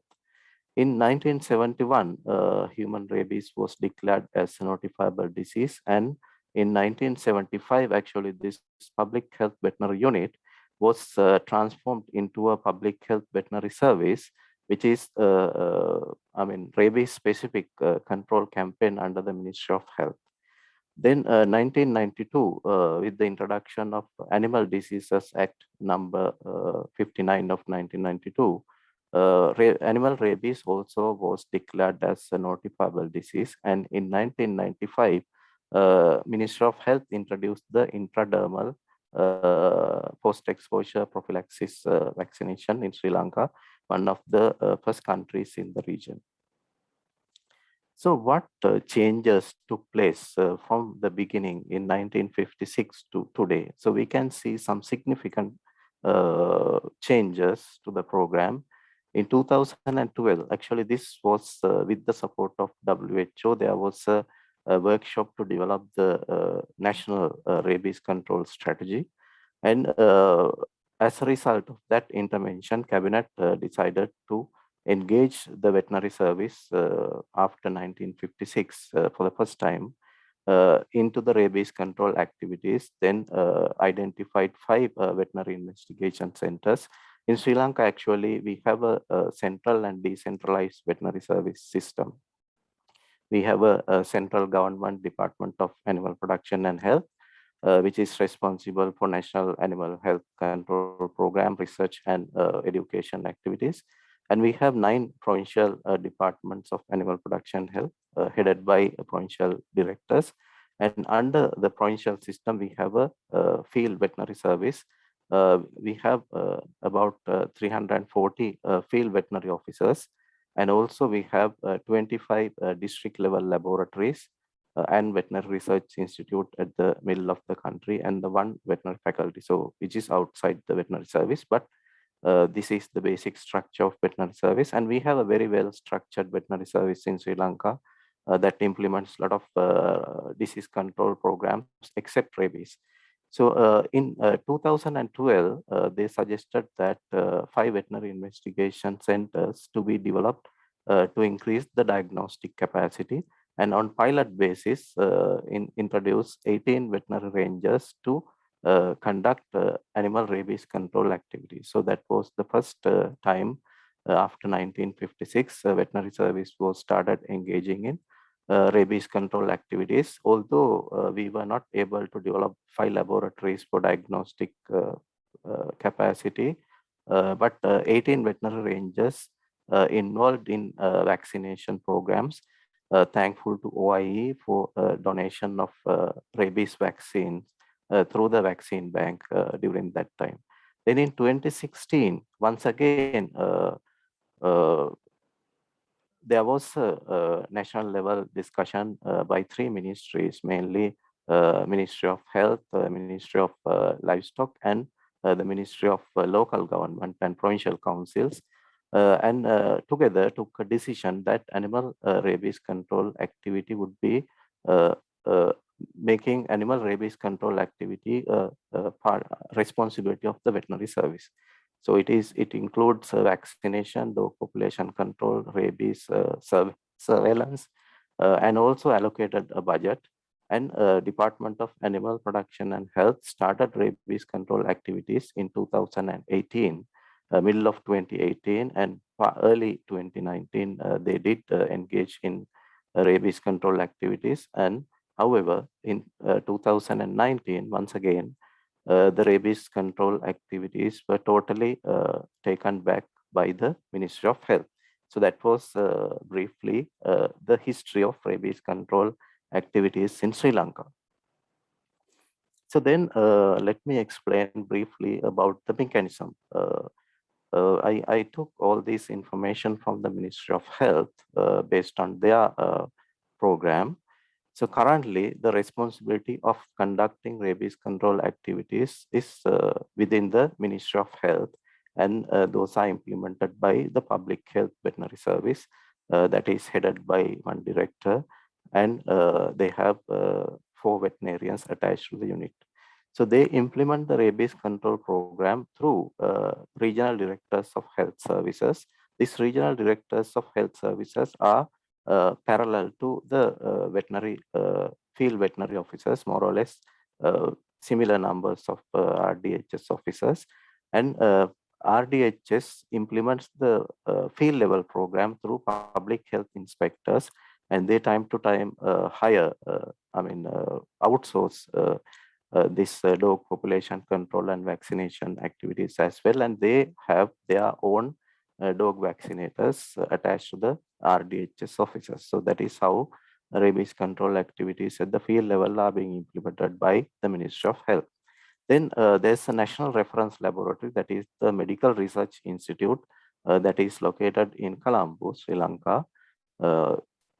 And also there are 2 peripheral laboratories. One is located in south, attached to one teaching hospital, and the other one is located in the central province of Sri Lanka at the Faculty of Veterinary Medicine. So those are the 3 laboratories that we have in Sri Lanka. Then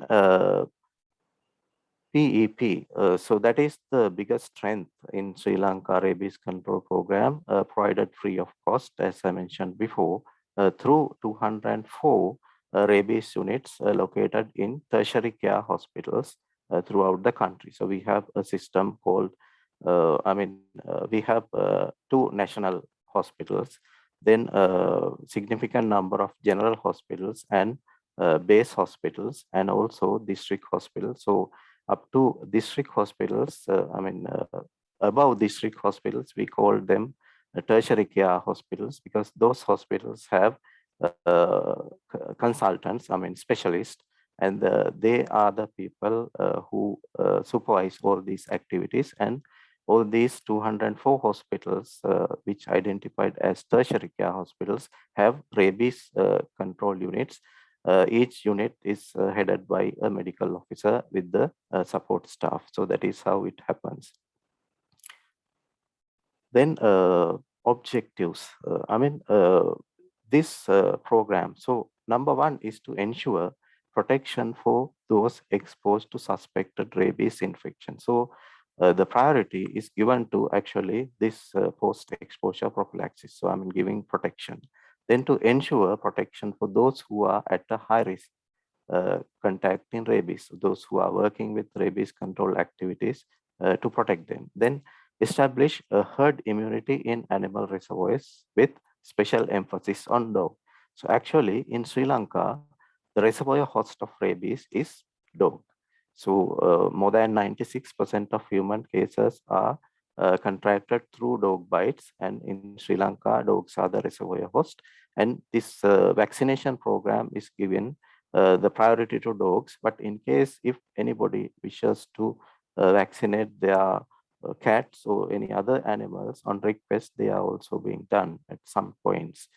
Then to control the population of animal reservoirs, that is the dog population control program, which is mainly done through outsourcing by the Ministry of Health. Then to remove all rabies suspected dogs humanely. So human euthanasia is still available if it is required, but it is not a priority because Sri Lanka is applying a no-kill policy in 2000 since 2006. Previously, actually, Ministry of Health conducted a dog elimination program as well. But statistics have observed that it was never achieved more than 5% of the population. But since 2006, that program was stopped and giving priority to vaccination program and dog population activities. So the main activities, once again, provision of post-exposure treatment, as I mentioned before, and also mass immunization. So country spends a huge amount of money on those two activities. Actually, according to a recent study, they have identified for PEP, the per capita expenditure was between US dollars 172 to 177. So 177 with equine immunoglobulins applications. So usually it costs about $170+ per person. Then mass animal birth control program, then awareness and training and research, then monitoring and evaluation, and rabies surveillance. So those are the main activities that are conducted by the Ministry of Health. So this rabies surveillance is mainly confined to human cases at this moment, except for the cases that are being diagnosed at 3 laboratories. So these are some of the statistics that I found in the website of the Ministry of Health. Actually, I verified these things with my colleagues at the Ministry of Health. Dog vaccinations, you can see figures in 2018 under Ministry of Health is quite low because that year it was conducted by the Department of Animal Production Health, actually the second half of 2018. So you can see under DAPH, they have done 1.2 million plus vaccinations. Then you can see in 2019, it has been increased partly under Ministry of Health, while DAPH has done a part at the early few months. And in 2020, once again, Ministry of Health has done more than 1 million vaccinations. Then female dog sterilizations in 2018, actually this was conducted through the veterinary service, through the field veterinary officers signed as public health veterinarians. DAPH has done 68,000, then 2019, 56,000 by the Ministry of Health, and 2020, 38,000. So we can see the number of human cases are remaining around some 20 plus, 25, 26, and 31. So at one point, actually, I think it was in 2000, it has reduced up to 11, but it was not quite sustainable because of one reason. Actually, we were not being able to sustain the dog vaccination at a reasonable level. Then animal positive cases, you can see 2018, 2076, then 503 and 456. So more or less, it remains static throughout the period. Maybe for past 15 years, we can see nothing much has been changed of animal positive cases. Then one significant observation under the veterinary service was conducting high number of awareness activities that were mainly focusing the school children. So DAPH had a very elaborated awareness activity under the DAPH. Field veterinarians, before they conduct the rabies vaccination and sterilization program, used to conduct awareness activities at schools, because most of the dogs were coming with school children to the vaccination points. So that's why it was targeted as one of the key activities in under the DAPH. Then rabies status, once again, I'm going to give an overview of rabies status of what I have presented in previous slides. Sri Lanka is still a rabies endemic country. Although we are an island, still a rabies endemic country. And number of human cases are revolving around 20. Then quite different to the global status, Sri Lanka has less cases in children below 15 years, and higher numbers are seen in male adults. Then the reservoir host, as I mentioned, is the dog. 96% are reported from dogs. Then cats are the second. And about other important thing we have to notice here is about 90%, 98% of human cases occurred by not receiving PET. So despite we are having a very elaborated network of providing post-exposure treatments, still there are some people who would not go to the hospitals to take take a PET after suspected bite. So that is one reason of having these things. So this is the summary of the distribution. You can see there's a belt of districts or provinces who are having a high number of rabies cases. These are the human cases. So we can take human as a proxy, and we can assume these are the areas where dog rabies is also highly prevalent. And there's a number of states or districts which haven't reported rabies as well. And you can see the number of dog positive cases remaining more or less static throughout, and cat positive are fluctuating quite. And this is again what I have discussed in the previous slide. And diagnosis. So in Sri Lanka, we have one reference laboratory, and according to their statistics over last 10 years, the average number of annual samples were between 1,350 to 1,800, so average 1,500. Then average positive rate is about half of the number of animals were positive. So tests are still doing the negri bodies as a, routine test, but it is not taken as the confirmatory test. So diagnosis is basically based on DFAT, and they also do immunochromatography, rabies molecular diagnosis by PCR, and also mouse inoculation. And this graph shows the difference through the years. Maybe for last 2 decades, you can see how the laboratory diagnosis have been improved, and also clinical diagnosis has been improved, because the number of clinical and laboratory confirmed cases become quite closer. And previously, probably because of the reason of using negri body test, but I'm not very sure. But this is how it appears. Then a brief about dog population in Sri Lanka. We consider 1:8 human to dog population ratio, and we consider in Sri Lanka we have about 2.5 million dogs, but we don't have very recent statistics on dog population, and it is necessary to do a population survey soon. According to 1988, very comprehensive study done by WHO have observed that about 90% of households have a dog, at least one dog. Then we have a very high population density ranging from 30 to 3,700. So depending on the area, rural or urban areas, you can find a very high population density.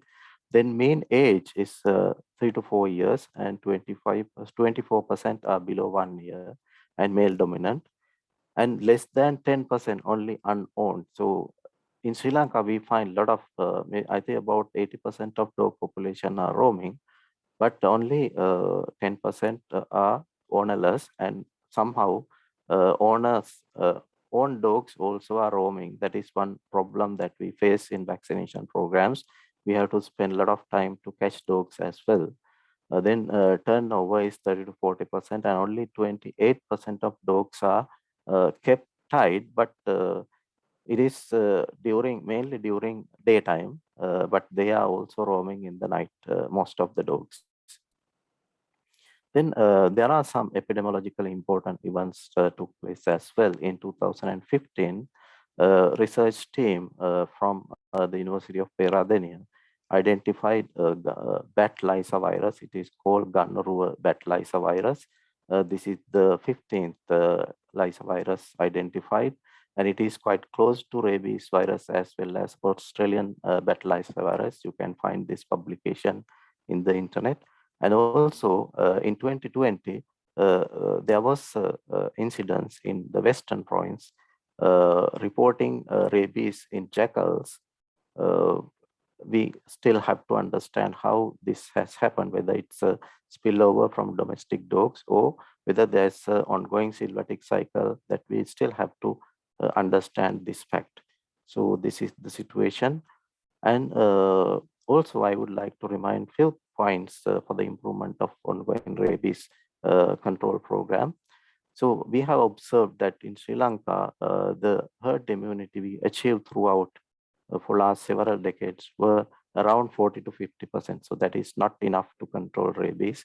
And that could be one reason why the animal positive numbers will remain static, because we don't achieve the adequate vaccination numbers to reduce the incidence. I mean, compared to the situation that we have seen in Thailand, we have observed that animal numbers were declining with time while increasing the vaccination. But in Sri Lanka, it is yet to achieve. Then less awareness of actual rabies burden, because our MRI and other two laboratories are receiving mainly samples from the western and southern provinces, and we don't get much samples from the other regions.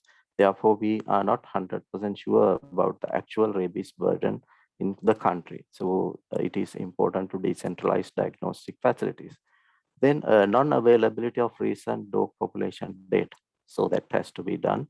Then lack of multi-sectoral collaboration. I mean, it is inadequate because so although we are doing different activities parallelly, but we don't see much interaction between different sectors. So Ministry of Health, veterinary services, NGOs are doing some of the activities, but it has to come together to have an effective program. Then under-reporting of animal rabies, because at this moment, rabies is not a priority disease for the veterinary sector, because veterinary service is not being allocated with funds or responsibilities. Therefore, it is only passive surveillance, and hence we actually don't know the actual number of animal rabies cases. So that is something, a significant deficiency in identifying the rabies status of the country. So that may need an attention to improve the rabies situation, understanding the country, because that is one of the facts that we should consider in controlling rabies. So because if we consider the risk-based rabies control, depending on the limited resources, if we don't have these figures, so it might be not possible to identify the actual risk of rabies presence in the country. So that's all, and these are some of the World Rabies Day activities. Actually, these are being the first two pictures were from some of the activities done by the Ministry of Health, and the other three from the activities done by the veterinary service, some vaccination and sterilization program, and also awareness program for school children. And that's all from me. Thank you very much for your kind attention. And also I must be thankful to my colleagues from the Ministry of Health and the Department of Animal Production and Health who have been reviewing my presentation and provide their thoughts. Thank you very much. Over to you, Dr. Bambang. Yeah, thank you, Dr. Wijaya Tilaka, for the very nice presentation. sharing about the Sri Lanka experience for the rabies control. So I would like to go to the last speakers. The last speakers is Dr. Pravin Malik.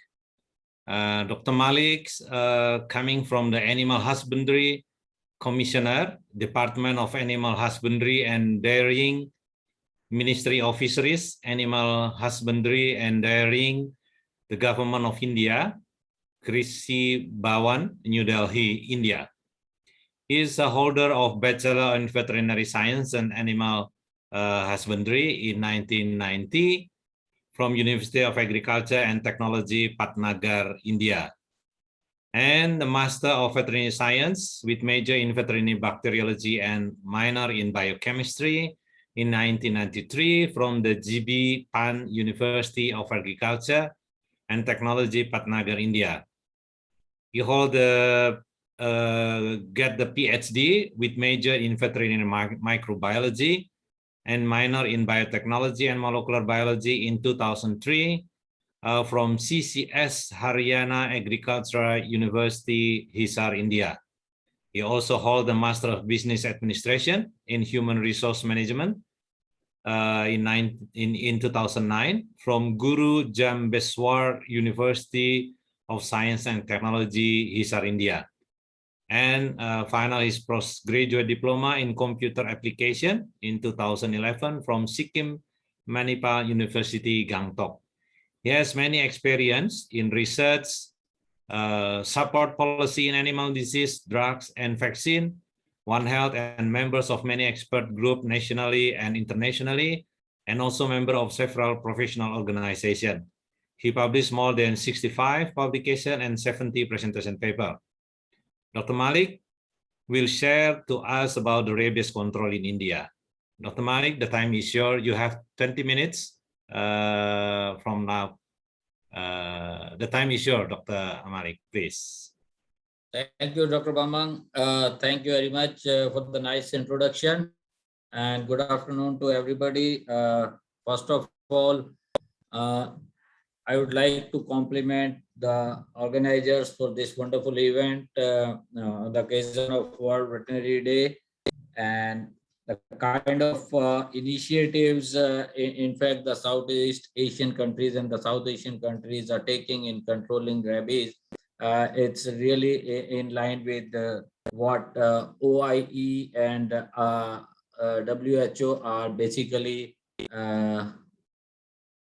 Can you unshare this so that I'll be able to share this thing? Thank you.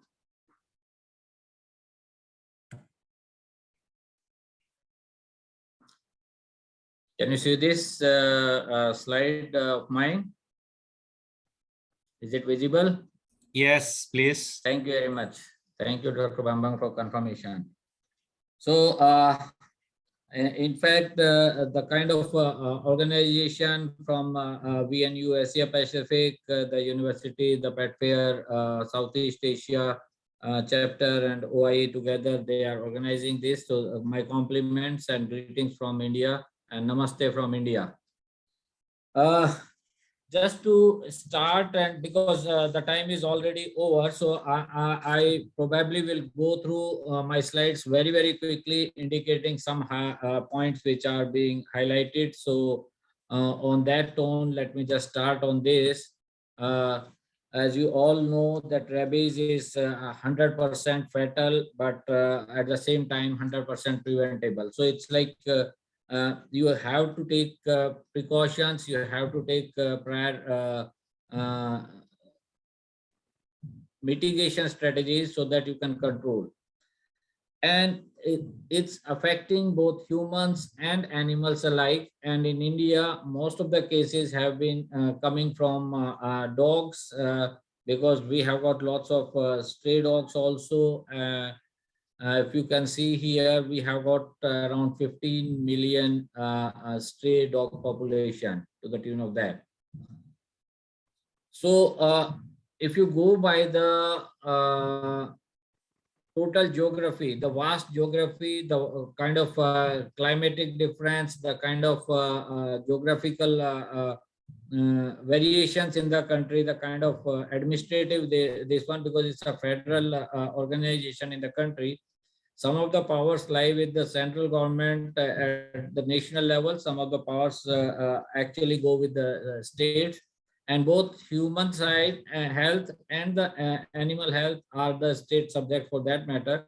But at the same time, we are governing some of those things from the central level in terms of the dog management and the national disease control programs. If you see the number of human deaths due to rabies in last almost 20 years, they are slightly reducing. So I'm going to have those details at a later stage, but yes, this is there.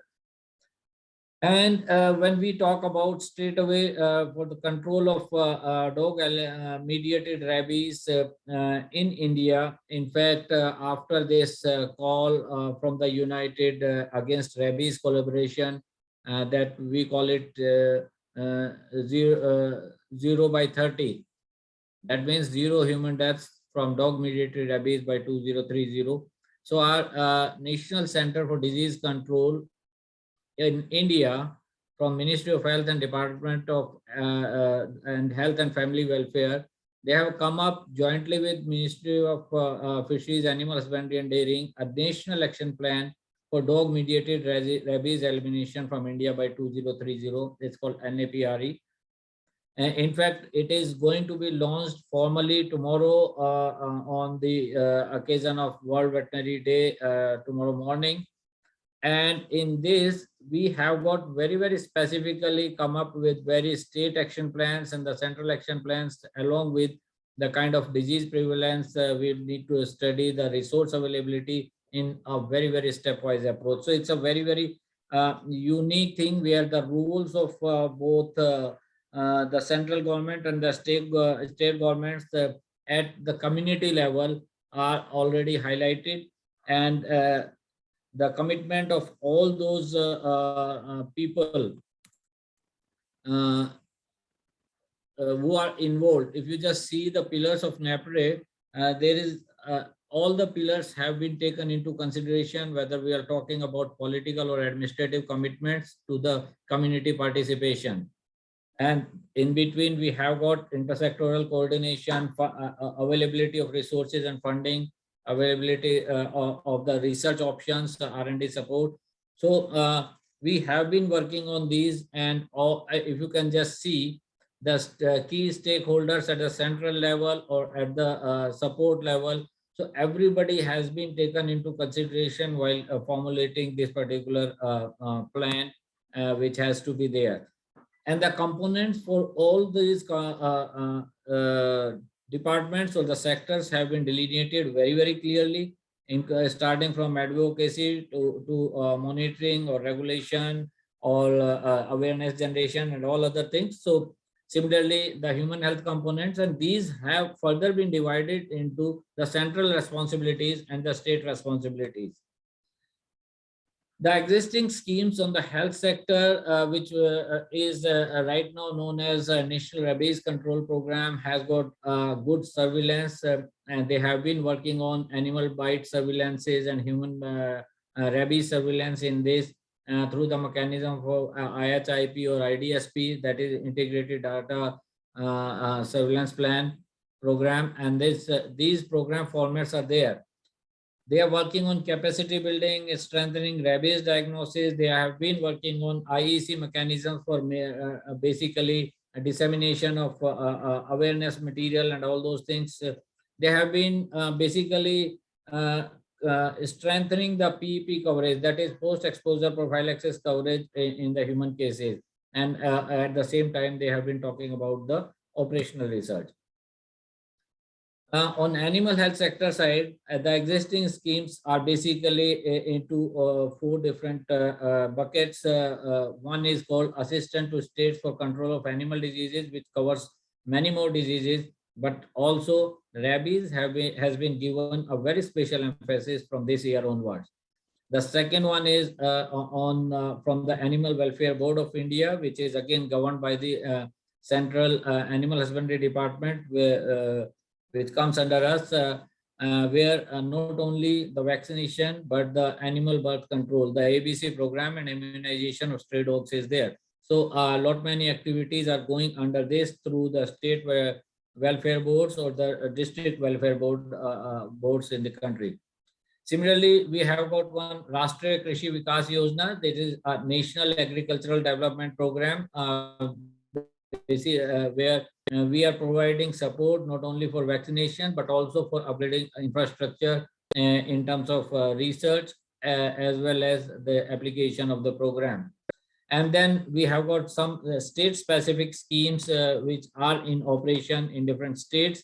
Because as you must appreciate that India is a very large federal country having different zones in terms of geography, in terms of culture, in terms of language, in terms of environment. So it's like a very different scenario.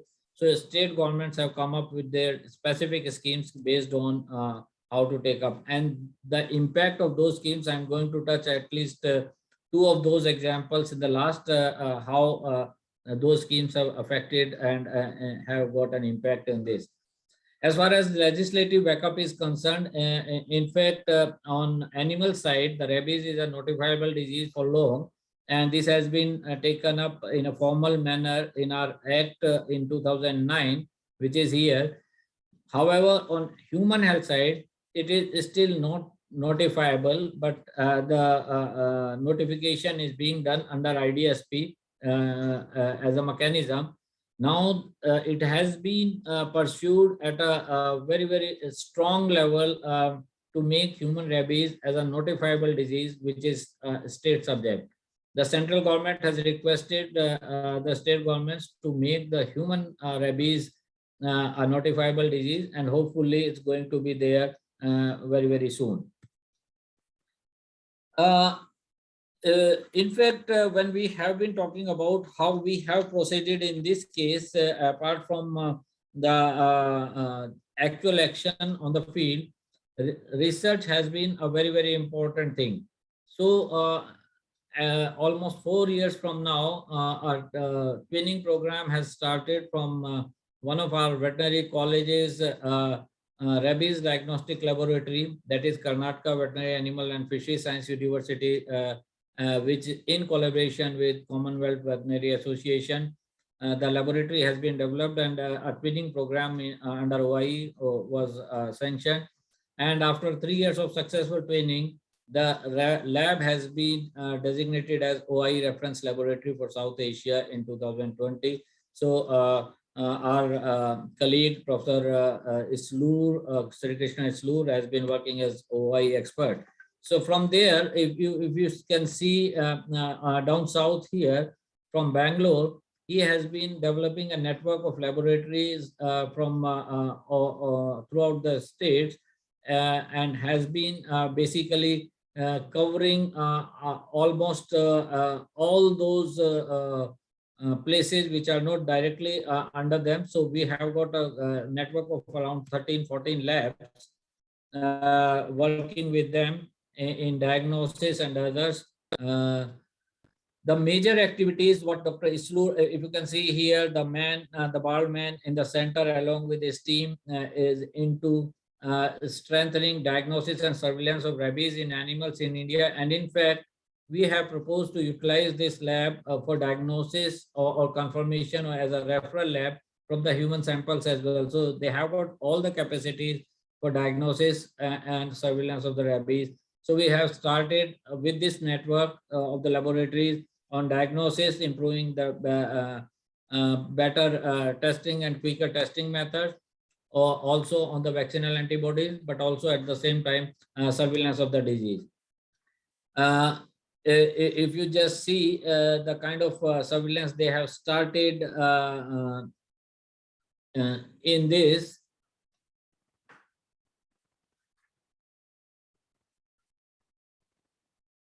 so the positivity trend, if you see, has increased. And probably this is because of the improved surveillance of rabies from 2013 onwards till today.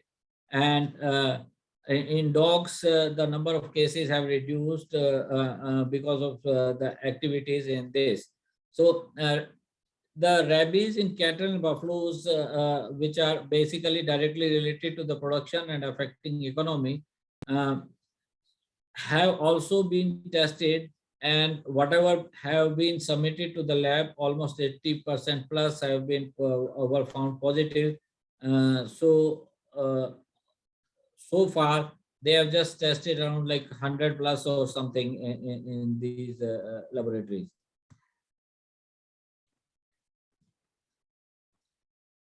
Similarly, when we have been talking about the improvement of the methodologies, generally what has been presented to the system is to collect the whole brain sample, and the approach was to open up the brain. Now they have come up with a user-friendly, simple approach of not opening this, but collecting the samples from the foramen magnum. And this method has been disseminated into the field through their trainings. So these training programs have been conducted in the laboratory for many organizations and laboratories throughout. So far, what we could gather from them is they have at least conducted training for 6 to 7 different states and 1 union territory in the country. And similar, these laboratories are further basically supporting the rabies diagnosis in rest of the country. The impact is when they have got a flow-through test using this and without opening this, if they can just collect this through the foramen magnum, probably the things are getting much easier. And that's where people can actually start taking samples from the field and getting into the real surveillance mechanism.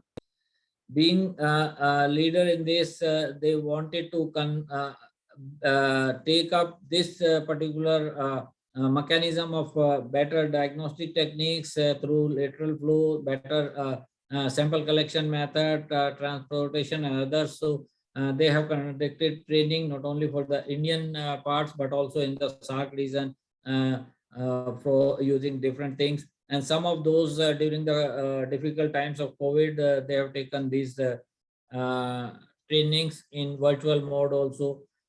In fact, these kind of trainings are directed to enhance the animal rabies surveillance in the whole region, and it's going to have a direct impact. And in this particular workshop, we have got speakers from all these different states, so the feedback is there. So it's a complete coverage of the total country also.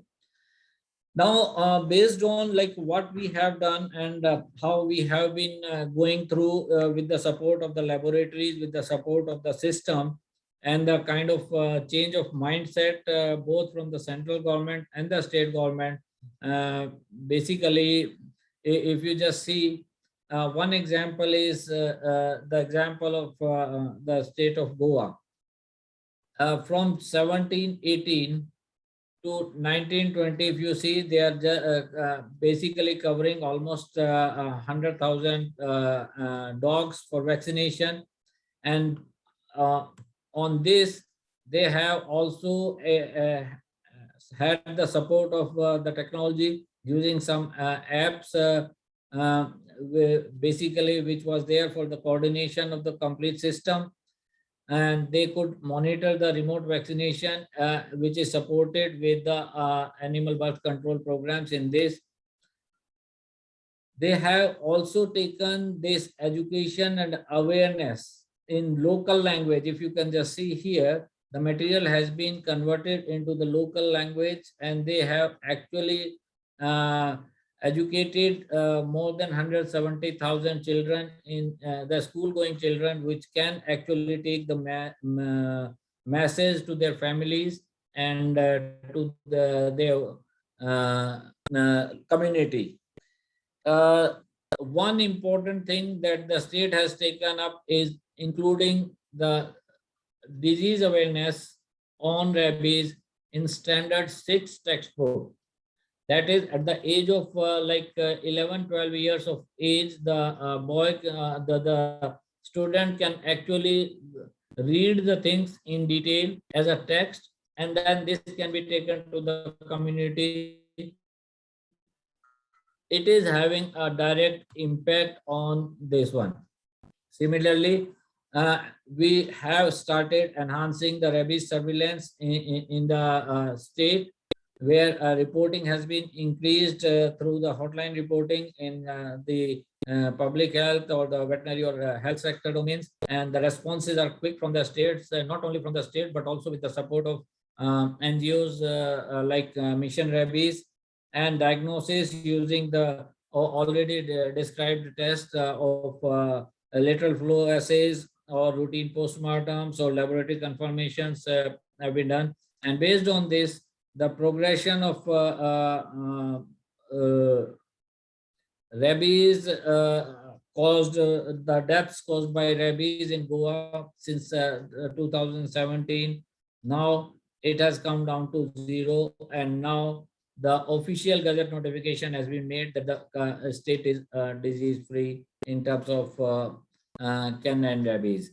So there are no deaths, no human deaths reported during the recent years in Goa, and we can take this as an example how we are successful in controlling and containing the disease. Another good example is on the north side, on the hilly terrain, which is very, very difficult terrain. On the top is our state of Sikkim, where a lot many activities of the similar type, the vaccination, rabies prevention, education, and dog population management together have been taken up, and this state has been declared under by the act in the state, which is called Rabies Free State Act 2017. So this act indicates that all dogs they require to have a proof of current rabies vaccination, annual rabies vaccination, and other things before entering Sikkim. It means they have already declared that Sikkim is free, and if you just can see having like 2, 3, 1, 2 human rabies deaths annually in Sikkim previously, after 2006 till today, in last 15, 16 years, we have just 5 human rabies cases in the state. So similar efforts have been now initiated in many of the municipal corporations within different states, and one good example is the state of Karnataka, where Bangalore city has taken up the similar efforts of controlling and containing rabies in the country, and the kind of helpline they have got,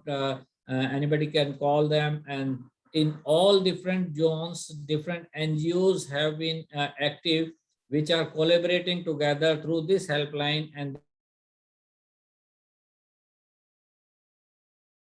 veterinary laboratory, which is the OI reference laboratory, which is taking help, basically supporting all the NGOs in detecting, and technical support to those NGOs in containing, controlling the disease. So thank you very much. I hope I have not taken much time, but definitely this is the kind of example, and I can understand that looking at the vast geography, the difficulties in the administration side, on the political side, on the legislation side, on implementation side, funding side. So we have got lot many challenges to deal with, but with that kind of political will, just to give an example, tomorrow we are going to launch our national action plan on rabies, and the fact is this is being launched by 4 ministers from the top, from the central, 2 from the animal husbandry side, 2 from the human health side. So it's a commitment where the One Health is going to be actually implemented on the field, considering the strengths of each of those sectors and supporting the weaknesses in one sector to the another. So thank you very much, Dr. Bamman, for inviting me and sharing the experiences of the country. We want to replicate those examples into other states as well. So thank you very much. Thank you, Dr. Malik, for the very nice and informative sharing information about what India has done.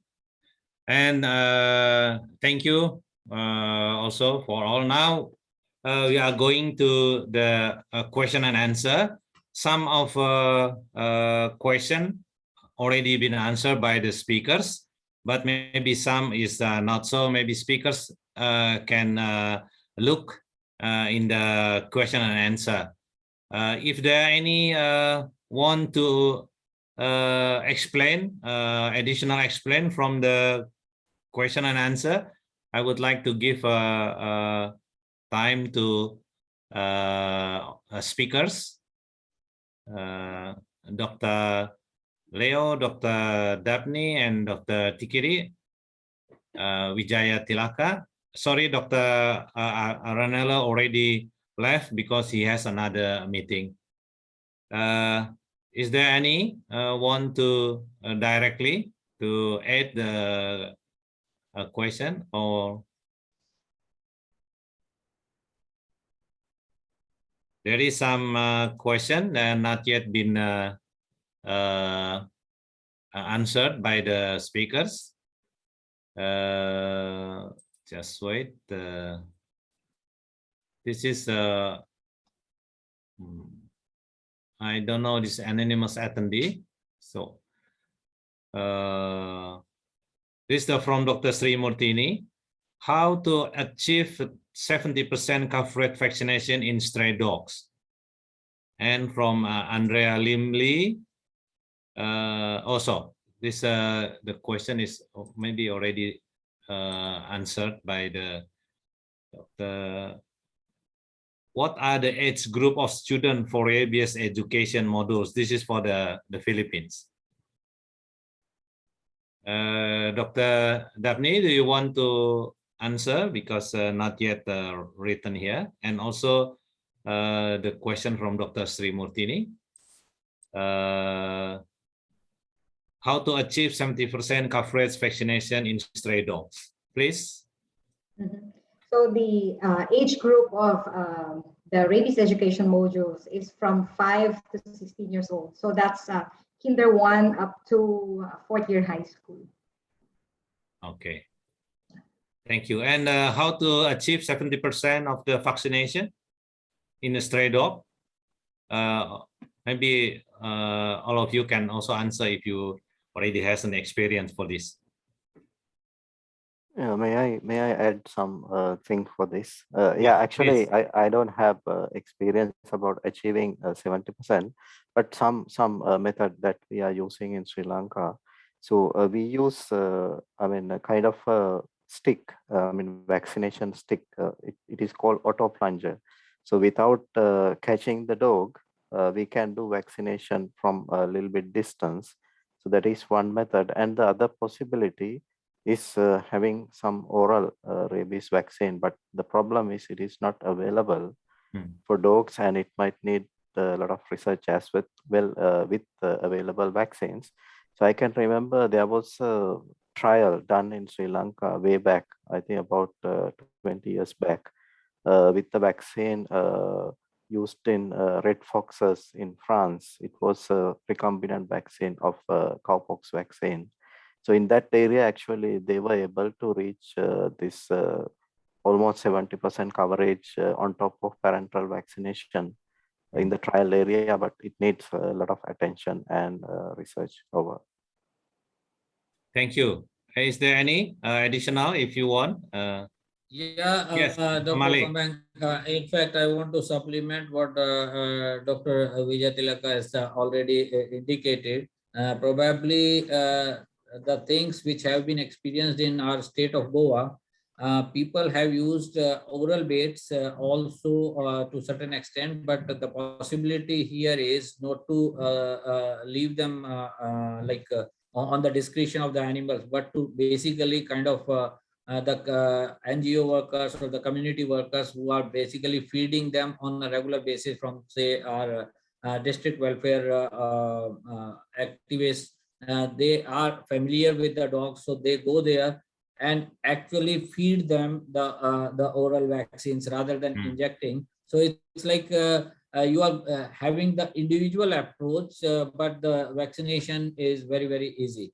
So probably that is quite easy if you have like a group of 10, 15 dogs, need not to catch each of them and say, but you can feed them like a kind of cookies or some kind of bone shape oral bait, so that they actually eat, because the person is very, very familiar with the dogs, and probably they can actually get into that kind of vaccination. Okay. So it's quite possible. This is one of the ways, and I could learn this from one of the NGOs and people active in an NGO called Mission Rabies. So they have been trying this, and they said like it's quite possible and successful also. Okay. Okay, thank you, Dr. Manik, for the additional information. Dr. Leo, do you want to add something for this? I think the essential part of this is to know how many stray dogs are, what is the number of population of stray dogs in the area. If we are to reach 70% first, then only we can decide on the strategy on vaccination. Because like if we just throw out all the oral baits and all, we have to consider the children, because these are live attenuated vaccines. Okay.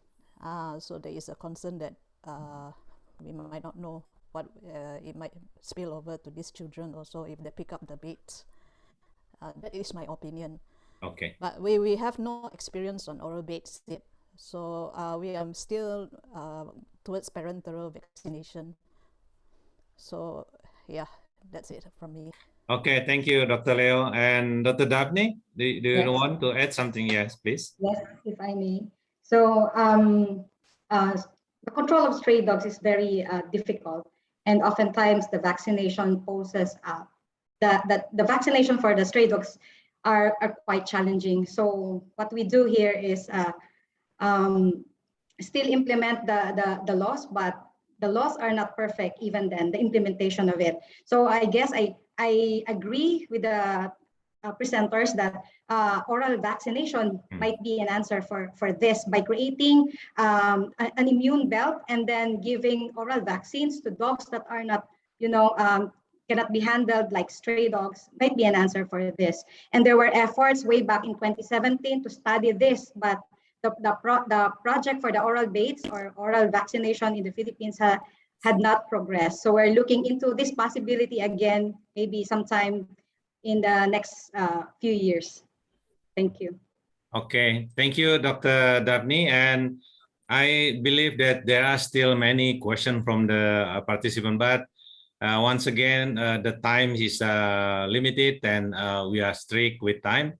And finally, I would like to thanks to all of speakers. But before this, to participant, please join the feedbacks using organizer will inform you later on. And so thank you for all speakers for the nice, clear, and very important information and share on how to control the rabies disease, the very dangerous disease. Hopefully what we are received today will be very useful and beneficial for us in order to combat the rabies in our country, to make region, especially in Asia or even in the world, to a free rabies. Before I close this webinar, I would like to invite Dr. Isao Kurauchi, the FAVA Vice President and the President-elect, to give a closing message for this today webinar. Dr. Kurauchi, the time is yours, please.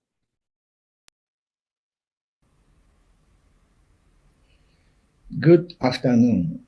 I am Dr. Isao Kurauchi, the President-elect of the FAVA. 本日の世界狂犬病デーにおいて、FAVA と OIE にペットフェア SEA が支援して、三者共催によるウェブナーが多数の参加者を得て開催されましたことをお喜び申し上げます。本ウェブナーの開催にご尽力いただいた FAVA の桑田会長、バンバン事務局長、OIE 東南アジア地域代表の阿部良先生、そして講師をはじめ関係者の皆様方に心から敬意を表する次第です。本日のセミナーは著名な講師をお招きして、ウェビナーの形で開催されましたが、新型コロナウイルス感染症が世界各国で拡大している中で、このようなウェブを活用した会議の開催が増えていることは歓迎すべきことだと考えています。本日のウェビナーの皆様、参加誠にありがとうございます。本日のテーマである狂犬病は古くから恐れられている人獣共通感染症で、世界では毎年6万人の人々が犠牲になっていることは、今更申し上げるまでもありません。日本においては、1950年に狂犬病予防法が制定され、犬の登録の義務化、未登録犬の捕獲と抑留、狂犬病予防注射の義務化、輸出入検疫を行った結果、わずか7年間で本病を撲滅することができました。しかし、その後も海外旅行中に本病に感染して、帰国後に発症した患者が数例発生をしています。一方、日本と同様に島国という地勢に恵まれて、50年以上本病が発生していなかった台湾における野生動物での狂犬病の発生は、我が国でも大きな関心を持って捉えられ、関係者からは国内の野生動物の狂犬病調査体制の強化等の要請が行われるなど、本病予防対策の危機感が示されました。このように狂犬病に関する情勢は国により様々ですが、国ごとの発生状況、対策の有効性やその進展等について意見交換を行うことは、本病の撲滅を図る上で非常に重要であり、その意味において本ウェビナーは非常に意義のあるものであったと考えています。WHO は2030年までに犬を媒介した狂犬病による死亡者をゼロにすると宣言しています。文明の起源とされる古代バビロニアのハムラビ法典にも記載され、長きにわたって人類の脅威となってきた本病の撲滅を我々の手で現実のものにしなければなりません。この問題に対応するためには、ワンヘルスの実践が重要になります。人の感染予防に関わる医師と、動物の感染予防に関わる獣医師、そして野生動物における感染を抑えるためには、環境対策に関わる研究者の力もお借りし、すべての関係者が連携して、それぞれの課題の解決を図ることが必要です。本日のシンポジウムが狂犬病予防に関する関係者の連携の輪の拡大につながり、世界中で狂犬病の撲滅が達成されることを心から期待をいたしております。最後に、この機会に私からお願いがあります。アジア獣医師会連合では、2022年11月11日から13日、日本の福岡市において第21回FAVA大会を開催いたします。アジアからのワンヘルスアプローチをテーマとして、本日の話題である人獣共通感染症のセッションも開催される予定です。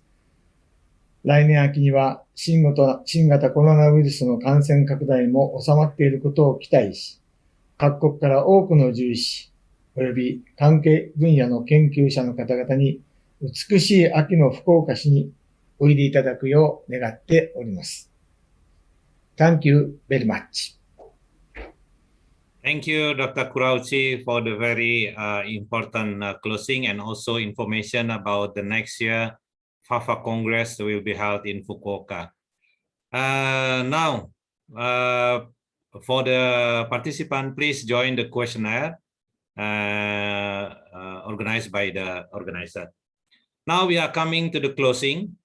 Thank you very much for the to all speakers. Thank you to all speakers, participants who are very enthusiastic to join the webinar today from the beginning to the end of the seminar, of the webinar. And we hope, please stay tuned to FAVA information of our next webinar and activity as already informed. And you also can open the FAVA website for our activity. Stay healthy and take care to all of you. Once again, thank you very much. And I apologize if in this I lead the webinar, there is something inconvenience for you. Thank you very much and bye-bye. See you. Please, for the participant, join the questionnaire before you leave this link. Thank you very much. Thank you, Dr. Tikiri Wijayantika, Dr. Leo, Dr. Daphne, and all of the organizers from VMU, and Dr. Malik is already live, and Dr. Ronello. Thank you very much. Thank you. Bye-bye.